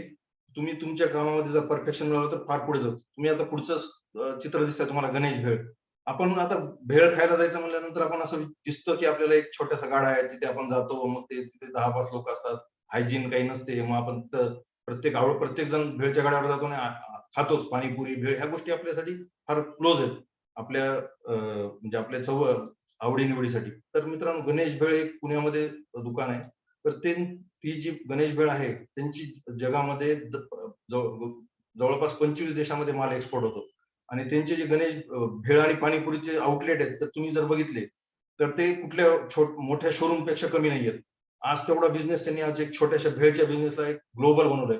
त्यांचं सिंगापूरला आणि दुबईमध्ये दरवर्षी 15 दिवस त्यांना फूड फेस्टिवलसाठी स्पेशल इन्व्हिटेशन असतं की तुमचा इथे स्टॉल तुम्ही घ्या आणि आम्हाला तुमचा त्या टेस्ट करायला द्या. तर मित्रांनो भेळचा पण बिझनेस तुम्ही एवढं मोठ्या लेवलवर जाऊ शकता. त्याच्यानंतर तुम्ही आता बघताय येवले अमृततुल्य. आता बऱ्याच मित्रांना बघायला मिळत असेल की येवले अमृततुल्यचे नवीन स्टॉल निघाले. एक 40 वर्षापासून येवले अमृततुल्यांनी सुरुवात केली होती खूप छोट्याशा जागेमध्ये. नंतर त्यांच्या मुलांनी जे ओनर होते त्यांच्या मुलांनी बिझनेस टेक ओव्हर केला. मग त्यांनी विचार केला की आपला हा बिझनेस 40 वर्षापासून असंच आहे, याच्यामध्ये आपण काहीतरी बदल केले पाहिजे. मग त्यांनी त्याच्यामध्ये इनोव्हेशन आणलं. त्याच बिझनेसमध्ये इनोव्हेशन आणलं, त्याच्यामध्ये त्यांनी अभ्यास केला आणि आज जगामध्ये सगळीकडे त्यांच्या फ्रँचायझी दिसायला मिळतील. दुबई, लंडन इकडे सध्या सिंगापूर त्यांच्या फ्रँचायझी ओपन झालेल्या. आणि भारतातल्या जवळपास एक 100 शहरामध्ये सुद्धा येवले अमृततुल्य पोहोचलंय. म्हणजे एक चहाचं दुकान सुद्धा तुम्ही जर विचार केला तर कुठे जाऊ शकतं, याचं उत्तम उदाहरण येवले अमृततुल्य. हे कुकिंग आणि केटरिंग मध्ये प्रचंड ऑपॉर्च्युनिटीज आहेत, कारण आता फार मोठे प्रोग्राम होत आहेत, मोठ्या मोठ्या लेवलला मोठे लग्न होतात, सेशन असतात, आपण आपल्याला कुकिंग आणि केटरिंगची गरज असते. त्याच्यानंतर आपण नेक्स्ट स्लाइड कडे वळूयात. गोली वडापाव आपण आता सगळेच जण खातो. गोली वडापावचं पण एक 2004 ला त्यांनी छोटंसं दुकान चालू केलं होतं, पण आज भारतामध्ये 150 सिटीज मध्ये त्यांच्या फ्रँचायझी आहेत. अजून एक भारताकडे अचिव्हमेंट आहे की भारत हा जगातला सगळ्यात मोठा 70% मसाले भारतामध्ये तयार होतात. त्याच्यामुळे फूड आणि त्याच्यामध्ये खूप स्कोप आपल्याकडे आहे. त्याच्यानंतर आता नेक्स्ट करिअर अपॉर्च्युनिटीज आहे ती ब्युटी पार्लर आणि कोर्सेस. आता हे जे तुम्ही जावेद हबीबचं शोरूम बघताय, एक छोटासा हेअर कटिंग वाला माणूस होता. मग त्यांनी स्वतःचा एक ब्रँड बनवला आणि आज जवळपास एक 100 आउटलेट त्याचे भारतामध्ये आहेत. आणि तो मोठ्या मोठ्या star, film star, cricket player, मोठे मोठे राजकारणी यांच्यासाठी काम करतो. त्यासोबत सगळ्यांसाठी काम करतो. तर एका तासाचे कमीत कमी 50,000 रुपये चार्ज करतो. एक साधा हेअर कटिंग सलून वाला. त्याच्यासोबत तुम्ही आपण विकास मारवा राईट साईडला बघत असाल, तर तो सुद्धा एका तासाचे कमीत कमी 1 लाख रुपये चार्ज करतो. आणि तो फक्त सेलिब्रिटीजला सर्व्हिस देतो. म्हणजे एक छोटासा हेअर कटिंग सलूनवाला सुद्धा कुठे पोहोचू शकतो हे आपण बघू शकता. त्याच्यानंतर नर्सिंग, मी आता सांगितलं तुम्हाला जगामध्ये सगळ्यात जास्त डिमांड आहे नर्सिंगला भारतातल्या लोकांसाठी. कारण भारतातले लोक फार केअरिंग आणि प्रेमळ असतात. त्याच्यामुळे जगामध्ये सगळ्या दवाखान्यामध्ये भारतातल्या नर्सेसला प्राधान्य असतं. त्याच्यानंतर आपण आता एक नवीन एक अपॉर्च्युनिटी तुम्हाला आता सांगितलं मी, टेक्नॉलॉजी, ब्लॉकचेन टेक्नॉलॉजी. येणारा काळ हा ब्लॉकचेन टेक्नॉलॉजीचा आहे. आता ब्लॉकचेन टेक्नॉलॉजी काय आहे, ती एक स्टोरेज डेटा स्टोरेजची एक सिस्टीम आहे. ते इंटरनेट नाहीये. इंटरनेट हे वेगळं आहे आणि ब्लॉकचेन टेक्नॉलॉजी हे वेगळं आहे. ब्लॉकचेन टेक्नॉलॉजी म्हणजे आपला जो डेटा असतो, जो आपण आता बँकेमध्ये आपला डेटा सेव्ह असतो, आपला कॉलेज स्कूलमध्ये जो डेटा असतो, आपले टीसीज असतात, सगळे इन्फॉर्मेशन असते आपली पर्सनल, बँकेमध्ये सगळ्या अकाउंटची माहिती असते, ही सगळी ब्लॉकचेन थ्रू, या टेक्नॉलॉजी थ्रू सेव्ह केली जाते. आणि तिचा बेनिफिट काय आहे की सगळ्यात जास्त सिक्युअर्ड आणि त्याच्यामध्ये फ्रॉड होऊ शकत नाही, कोणी अल्टर करू शकत नाही डेटा. त्याच्यामुळे जगामध्ये आता सगळ्या बऱ्याचशा कंट्रीजनी ते अडॉप्ट करायला चालू केलं. मलेशिया, सिंगापूर, हाँगकाँग, लोकांना सगळ्या तिथे सगळ्या बँकिंग असेल, ऍग्रिकल्चर असेल, पॉवर सेक्टर असेल, एज्युकेशन सेक्टर असेल. म्हणजे तुम्ही आता फर्स्ट म्हणजे पहिलीला ऍडमिशन घेतलं आणि तुमचा डेटा जो फीड होईल ब्लॉकचेन टेक्नॉलॉजी मध्ये जाईल. त्याच्यानंतर तुम्ही कॉलेजला ऍडमिशन घेणार जाणार तर तुम्हाला ब्लॉकचेन टेक्नॉलॉजीचा आयडी पासवर्ड मिळेल. तर तुम्हाला ऑटोमॅटिक तिथे फक्त आयडी पासवर्ड दिला की सगळा डेटा तुमचा तिथे त्यांना फेच करता येईल. त्याच्यामुळे तुम्हाला कुठे कागद घेऊन फिरायची गरज नाही आणि तो डेटा अल्टर होऊ शकणार नाही. कोणी तुमचं टीसी किंवा तुमचं जे काही माहिती आहे त्याला कोणी अल्टर करू शकणार नाही. ह्या सगळ्या गोष्टी ब्लॉकचेन टेक्नॉलॉजी, येणारा काळ हा ब्लॉकचेन टेक्नॉलॉजी, येणाऱ्या 10 वर्षामध्ये तुम्हाला प्रचंड डिमांड याच्यामध्ये मिळेल. तर ब्लॉकचेन टेक्नॉलॉजीमध्ये काय काय काम केलं जातं, बजेटिंग केलं जातं, सिक्युरिटी खूप चांगली आहे, व्हेलॉसिटी आहे, इरिव्हर्सिबिलिटी आहे, ग्लोबलायझेशन आहे. ह्या सगळ्या गोष्टी खूप ह्या गोष्टी तुम्हाला ब्लॉकचेन टेक्नॉलॉजीमध्ये पाहायला मिळणार आहे. ब्लॉकचेन ऍप्लिकेशन कुठे कुठे काम करतात. आता क्रिप्टो करन्सी तुम्ही ऐकलं असेल तर क्रिप्टो करन्सीमध्ये ब्लॉकचेन टेक्नॉलॉजी असल्यामुळे तिथे फ्रॉड होत नाही. त्याच्यामध्ये त्यांची रिलायबिलिटी खूप जास्त आहे. क्राऊड फंडिंगसाठी होऊ शकते, ट्रेड आणि फायनान्स, बँकिंग साठी तुम्हाला बेनिफिट होऊ शकेल, लिगल साठी, इन्शुरन्स. आता इन्शुरन्स खूप प्रचंड लोक इन्शुरन्स काढतात. मग त्याचे डेटा एका क्लिकवर किंवा तुम्हाला ज्यावेळेस तुम्हाला क्लेम करायचं असेल तर त्यासाठी बेनिफिट मिळतंय. त्याच्यानंतर IT, cloud storage, internet, real estate. आता इंटरनेटमध्ये बरेचसे कसं फ्रॉड होतात. तुम्ही आता बऱ्याचदा ऐकलं असेल की इंटरनेटमध्ये फ्रॉड होतात, पैसे जातात. तर ब्लॉकचेन टेक्नॉलॉजी जर अडॉप्ट केली कुठल्याही ह्याच्यात, बँकिंगने असेल किंवा तुमच्या स्कूलने असेल किंवा अमेझॉन असेल, तुम्ही फ्लिपकार्ट जे वापरता त्याच्यामध्ये जर तुम्ही ब्लॉकचेन टेक्नॉलॉजी वापरली तर त्याच्यात कधीच फ्रॉड नाही होऊ शकणार कोणाकडे. हेल्थ केअर मध्ये आपला डेटा खूप इम्पॉर्टंट असतो की कुठल्या माणसाला काय झालं, कुठल्या डॉक्टरने कुठे चेक केलं, त्याच्यामुळे त्याची हिस्ट्री कायम राहते. तर ते ब्लॉकचेन टेक्नॉलॉजी मध्ये खूप इम्पॉर्टंट, हे सगळ्या सेक्टरमध्ये भविष्यात तुम्हाला पाहायला मिळेल. त्याच्यामुळे तुम्ही आतापासूनच त्याच्यावर अभ्यास, तुम्ही आता गुगलवर जाऊन त्याची माहिती घेऊ शकता. त्याच्यावर बरेचसे कोर्सेस सुरू होतात, तर त्याच्यामध्ये तुम्ही काम करू शकता. त्याच्यानंतर एक फार सुंदर असं क्षेत्र आहे अॅनिमेशन. तर मी शाळेमध्ये बसल्या बसल्या खूप वर्गामध्ये असताना टाइमपास करताना खूप काही काही स्केच करायचो. आता बऱ्याच विद्यार्थ्यांना सवय असते, मलाही होते. तर ते मुलं तीच त्यांची आवड कायम ठेवून भविष्यामध्ये फार मोठं ऑपॉर्च्युनिटी मिळू शकते. आता वेगवेगळे कार्टून्स असतील, तुम्ही आता बघतो आपण कार्टून्स आहेत, ऍडव्हर्टाईज येतात आपल्याला. आता ह्याच्यामध्ये खूप मोठं अॅनिमेशन फील्डमध्ये खूप चांगलं करिअर तुम्हाला मिळू शकतं. 12वी नंतर 2 वर्षाचे, 1 वर्षाचे बरेचसे डिप्लोमा आहेत. त्याच्यानंतर तुम्हाला ऍड एजन्सी, बऱ्याच ठिकाणी तुम्हाला काम करायला आहे. मीडियामध्ये काम करायला चान्स भेटेल, मूव्ही मध्ये जाता येईल तुम्हाला. त्याच्यानंतर टॉय इंडस्ट्री आहे, व्हिडिओ गेमिंग मध्ये तुम्हाला तुमची गरज पडणार आहे आता, कारण येणारा काळ हा सगळा ऑनलाईनचा आहे. त्याच्यामुळे सगळ्या गोष्टी आपण आता ऑनलाईन करतोय. तर त्याच्यामुळे ह्या अशा फील्डमध्ये खूप प्रचंड रिक्वायरमेंट आहे. आता स्पोर्ट्समध्ये तुम्ही आता फक्त आपण क्रिकेट बद्दल आपण माहिती ठेवतो, पण मला बऱ्याचदा वाईट वाटतं की आपला 130 करोडचा देश आहे आणि आपण ऑलिम्पिक्स मध्ये जातो पण आपल्याकडे 2-3, फक्त 2 किंवा 3 गोल्ड मेडल आणतो. तर या सगळ्यांची गोष्ट आपल्याला वाईट वाटलं पाहिजे. आपण सगळ्यांनी, आता बऱ्याच जणांना, मित्रांना सवय असेल की खूप स्पोर्ट्स मध्ये एक्सपर्ट असतात पण पुढे ते करिअर म्हणून अपॉर्च्युनिटी घेत नाहीत. तर का असतंय की त्यांना पुढे काही खरंच काही होईल का नाही. पण मित्रांनो तसं काही नाही. स्पोर्ट्समध्ये खूप काही संधी आहेत. फक्त क्रिकेटच नाही तर फुटबॉल आहे, वेगवेगळ्या लीग मध्ये तुम्ही जाऊ शकता. स्पोर्ट्स अथॉरिटी ऑफ इंडिया म्हणून गव्हर्नमेंट ऑफ इंडियाचं एक संस्था आहे, ती तुम्हाला खूप चांगल्या प्रकारे मदत करू शकते. आणि स्पोर्ट्सच्या लोकांसाठी एक नोकरीमध्ये बँक असेल किंवा मोठ्या मोठ्या कंपन्यांमध्ये स्पेशल अलॉटमेंट असते, स्पेशल रिझर्व्ह कोटा असतो जॉबसाठी. त्याच्यामुळे स्पोर्ट्समध्ये खूप चांगली संधी आहे. तुम्ही स्पोर्ट्समध्ये जाऊ शकता. गव्हर्नमेंट डिपार्टमेंटमध्ये सुद्धा आणि आर्म फोर्सेसमध्ये सुद्धा स्पोर्ट्सवाल्या लोकांसाठी खूप मोठ्या संधी उपलब्ध आहेत आणि तुम्ही त्यांच्या टीमकडनं तुम्ही खेळू शकता. त्याच्यानंतर तुम्ही स्पोर्ट्समध्ये एक्सपर्ट झाल्यानंतर तुम्ही कोचेस बनू शकता. त्याच्यानंतर आता योगा बद्दल आपण सरांनी सांगितलंच होतं, तर योगा हा खूप मोठं आपल्याला भारताने वरदान दिलेलं आहे जगाला. तर त्याच्यामध्ये फार जगामध्ये फार मोठ्या संधी योगामध्ये सुद्धा अवेलेबल आहेत. तुम्ही योगा टीचर होऊ शकता आणि योगानंतर भारतामध्ये सुद्धा खूप चांगले क्लासेस चालू शकतात. स्पोर्ट्समध्ये पण प्रचंड अशा संधी आहेत क्रिकेट सोडून, त्याच्यामुळे तुम्ही ती अडॉप्ट करू शकता, तुम्हाला ते चांगल्या प्रकारे करिअर बनवू शकता. त्याच्यानंतर एक ऍग्रिकल्चर आणि त्याच्या रिलेटेड ऍक्टिव्हिटीज. आताच तुम्ही सायन्समध्ये सरांनी सांगितलं की ऍग्रिकल्चरमध्ये बरेचसे कोर्सेस आहेत, त्याच्या थ्रू तुम्ही चांगल्या प्रकारे ऍग्रिकल्चरमध्ये जाऊ शकता आणि तुमचं फ्युचर करू शकता. भारतामध्ये 70% शेती आहे, त्याच्यामुळे भारत हा शेती प्रधान देश आहे. आपण सगळ्यांकडून ऐकतो, त्याच्यामुळे शेती पण एक काही फक्त ज्याला जो शिकलेला नाहीये किंवा ज्याला काही येत नाही म्हणून शेती करायची असं राहिलेलं नाहीये. शेती फार पुढे गेलेली आहे. मोठ्या मोठ्या रिलायन्स सारख्या मोठ्या कंपन्या आता शेती करतायत. त्यांनी आता बऱ्याच शेतकऱ्यांकडनं कॉन्ट्रॅक्ट करतात, कॉन्ट्रॅक्ट फार्मिंग आणलंय. तिथे कॉन्ट्रॅक्ट करून शेतकऱ्यांकडनं शेती घेतात आणि तिथे फार मोठे प्रयोग चालू आहेत. प्रचंड प्रमाणात शेतीला खूप महत्व आलेलं आहे, कारण जगामध्ये बऱ्याच आपण जे डेली आपलं जेवण असतं किंवा जे धान्य जे असतं ते आपण आपल्याला भारतामध्ये अवेलेबल नसल्यामुळे आपण भारतात इम्पोर्ट करतो, त्याच्यामुळे आपल्याला खूप नुकसान होतं. आपल्याकडे शेती असून आपण त्याला चांगला प्रॉपर यूज न केल्यामुळे आपल्याला भारताच्या बाहेरनं त्या गोष्टी घ्याव्या लागतात. तर त्याच्यासाठी त्याच्यामध्ये पण खूप प्रचंड असं करिअर आहे तुम्हाला. त्याच्यानंतर आता तुम्हाला एक समोर दिसतंय की एक स्टोरी आहे. ज्ञानेश्वर बोडके म्हणून जे आहेत ते इंजिनियर आहेत. त्यांनी 1998 मध्ये चांगल्या मोठी मल्टीनॅशनल कंपनीमध्ये नोकरी सोडून त्यांनी एक शेतकऱ्यांचा ग्रुप फॉर्म केला आणि एक ग्रुप फार्मिंग सुरू केली. त्याच्यानंतर त्यांनी त्याच्यामध्ये भाजीपाला, फळं हे सगळे स्वतः चांगलं प्रोडक्शन तयार करायचं आणि ते त्याला एक मार्केटिंग तयार करून दिली. स्वतःचा एक क्लब तयार केला आणि ते मोठ्या मोठ्या पुण्यामध्ये, मुंबईमध्ये मोठ्या मोठ्या जे आहेत सोसायटी त्यांना सप्लाय करतात. मोठ्या मोठ्या कंपन्यांना, हॉटेलला स्वतः सप्लाय करतात. त्यांनी जवळपास एक 10,000 शेतकऱ्यांचा एक ग्रुप बनवलाय आणि त्या सगळ्यांना ते गायडन्स करतात आणि नोकरी सोडून त्यांना 1 लाख रुपयाची नोकरी होती. पण आज त्यांचा जो बिझनेस आहे तो 400 करोड रुपये टर्नओव्हर आहे त्यांच्या बिझनेसचा आणि त्यांच्याकडे सगळं टेक्नॉलॉजी युज करतात. ते व्हॉट्सअप असेल, ऍप्लिकेशन आहे त्यांचं स्वतःचं, त्या थ्रू ते फार मोठा बिझनेस ऍग्रिकल्चर मध्ये करतायत. तर फार अशी चांगली संधी तुम्हाला बघायला मिळेल. त्याच्यानंतर आता एक सरांनी आता सांगितलं की डेअरी. महाराष्ट्र पहिल्या 10 मध्ये सुद्धा डेअरी प्रोडक्शन मध्ये येत नाही, त्याच्यामुळे डेअरी बिझनेस मध्ये सुद्धा खूप प्रचंड ऑपॉर्च्युनिटी आहे.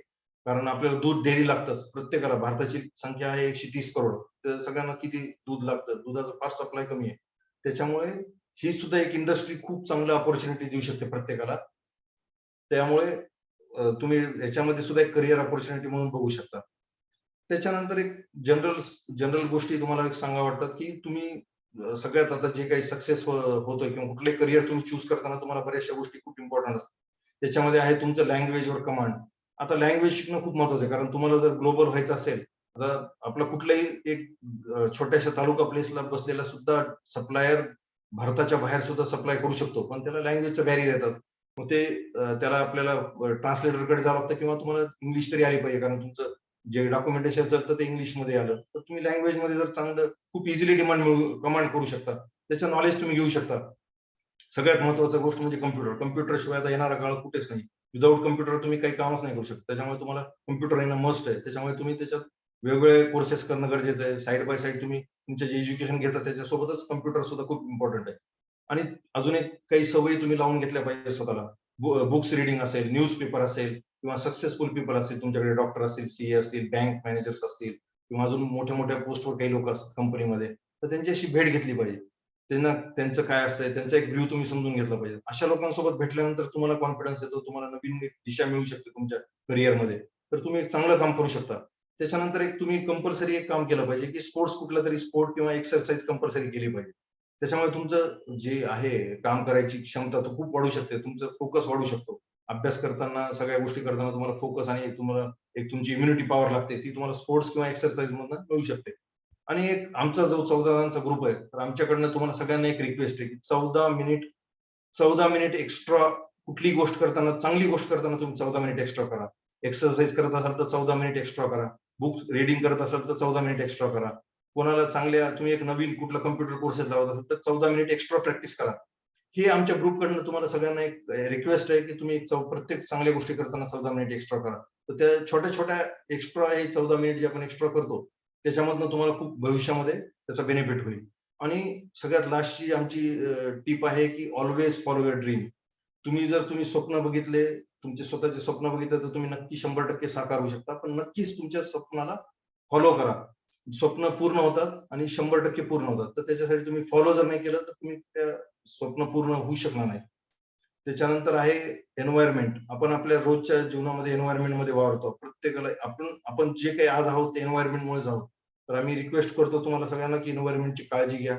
झाडे लावा, झाडांना असं जे काही निगा राखता येईल, तुम्हाला जे काही कॉन्ट्रिब्युशन देता येईल झाडासाठी किंवा आपल्या निसर्ग वाचवण्यासाठी, तर ते तुम्ही तुमच्या लेवलवर करू शकता. कचरा जागेवर कचरा जिथल्या तिथं टाकणे, झाडांना व्यवस्थित पाणी देणे किंवा कुठे अजून सपोर्ट करणे कुठल्या ह्याच्यामध्ये, तर तुम्ही करू शकता. आमची सगळ्यांची तुम्हाला एक रिक्वेस्ट आहे.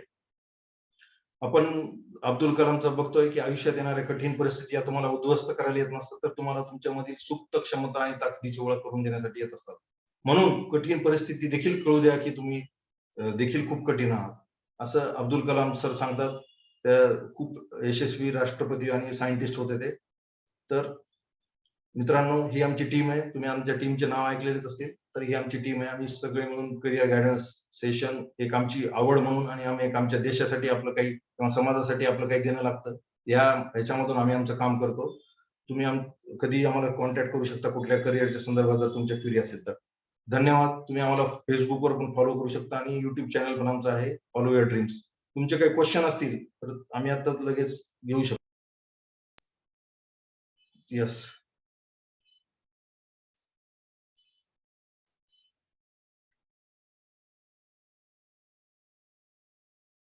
एक मिनिट.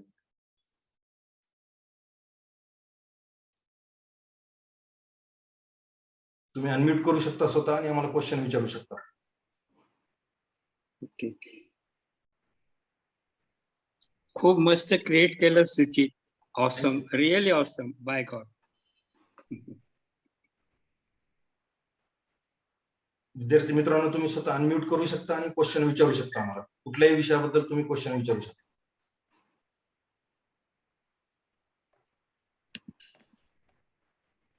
तर खूप सुंदर, सगळ्यांचंच प्रेझेंटेशन खूप सुंदर झालं, खूप मार्गदर्शक आहे. आणि याची जर फेसबुक लिंक मिळाली तर मी ज्ञानोपासक कॉलेज जिंतूर येथे ज्युनियर लेक्चरर आहे.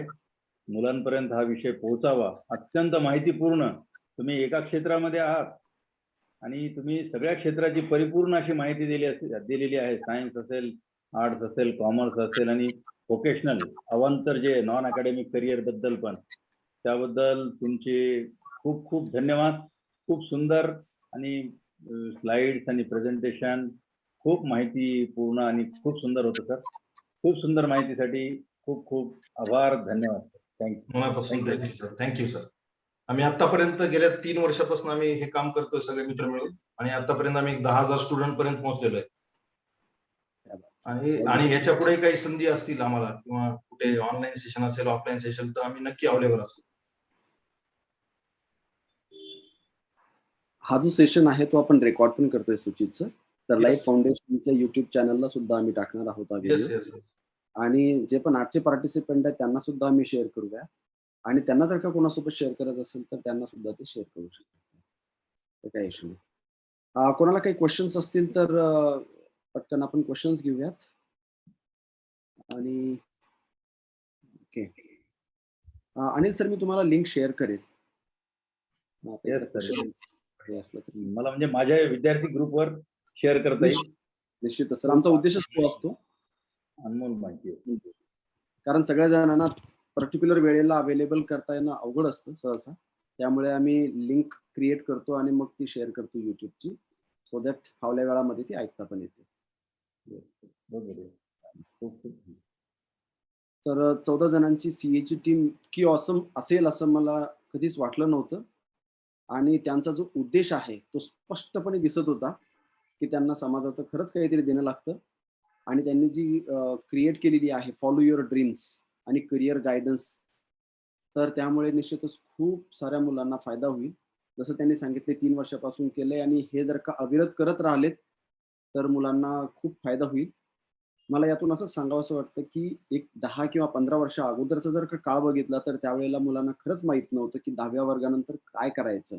कोणीतरी आपले पालक सांगतील किंवा कोणीतरी मित्र करत असेल तर त्यांच्या बोलण्यावरून आपण काहीतरी करायचं. पण आता खऱ्या अर्थाने मला आवड कशामध्ये आहे आणि ती आवड जर का आपल्याला पुढे घेऊन जाऊ शकते एखाद्या फील्डमध्ये, तर ते करिअर चूज करण्यासाठी त्याचा एक बेनिफिट होऊ शकतो, हे मला दिसलं याच्यामधून. Sir Suchit sir, I think we should call it now, कारण Yes, yes. बराच वेळ झालेला आहे. तर मी परत एकदा तुमचे आभार मानतो. Rajesh Malu sir, CA Ramesh Thete sir, CA Maruti Giri sir, CA Saurabh Kulkarni sir, CA Suchit चेते सर, आणि जे CAs अवेलेबल नव्हते आजच्या सेशनला, मे बी पण ते दुसरे सेशन अटेंड करत असतील आणि तुमचं जे काम आहे फॉलो युअर ड्रीम्स पुढे सरकवत असतील, त्यांना सुद्धा खूप खूप शुभेच्छा आणि खूप खूप आभार.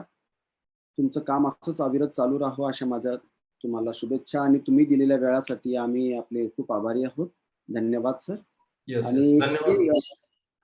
काही असलं धन्यवाद, सर, तुम्ही आम्हाला संधी दिली. लाईफ फाउंडेशनचे मनापासून धन्यवाद. तुम्ही आज आम्हाला एक प्लॅटफॉर्म तयार करून दिला आणि आम्ही काही विद्यार्थ्यांपर्यंत तुमच्या माध्यमातून पोहोचू शकलो. जे काही आमचं कार्य आहे ते करायला तुम्ही एक आम्हाला इनडायरेक्टली किंवा डायरेक्टली सपोर्ट केलेला आहे, त्याच्याबद्दल आमच्या टीम तर्फे मनापासून धन्यवाद देतो. आम्ही एक प्रातिनिधिक 4 जण आहोत, पण आम्ही सगळे 14 जण सेम सब्जेक्ट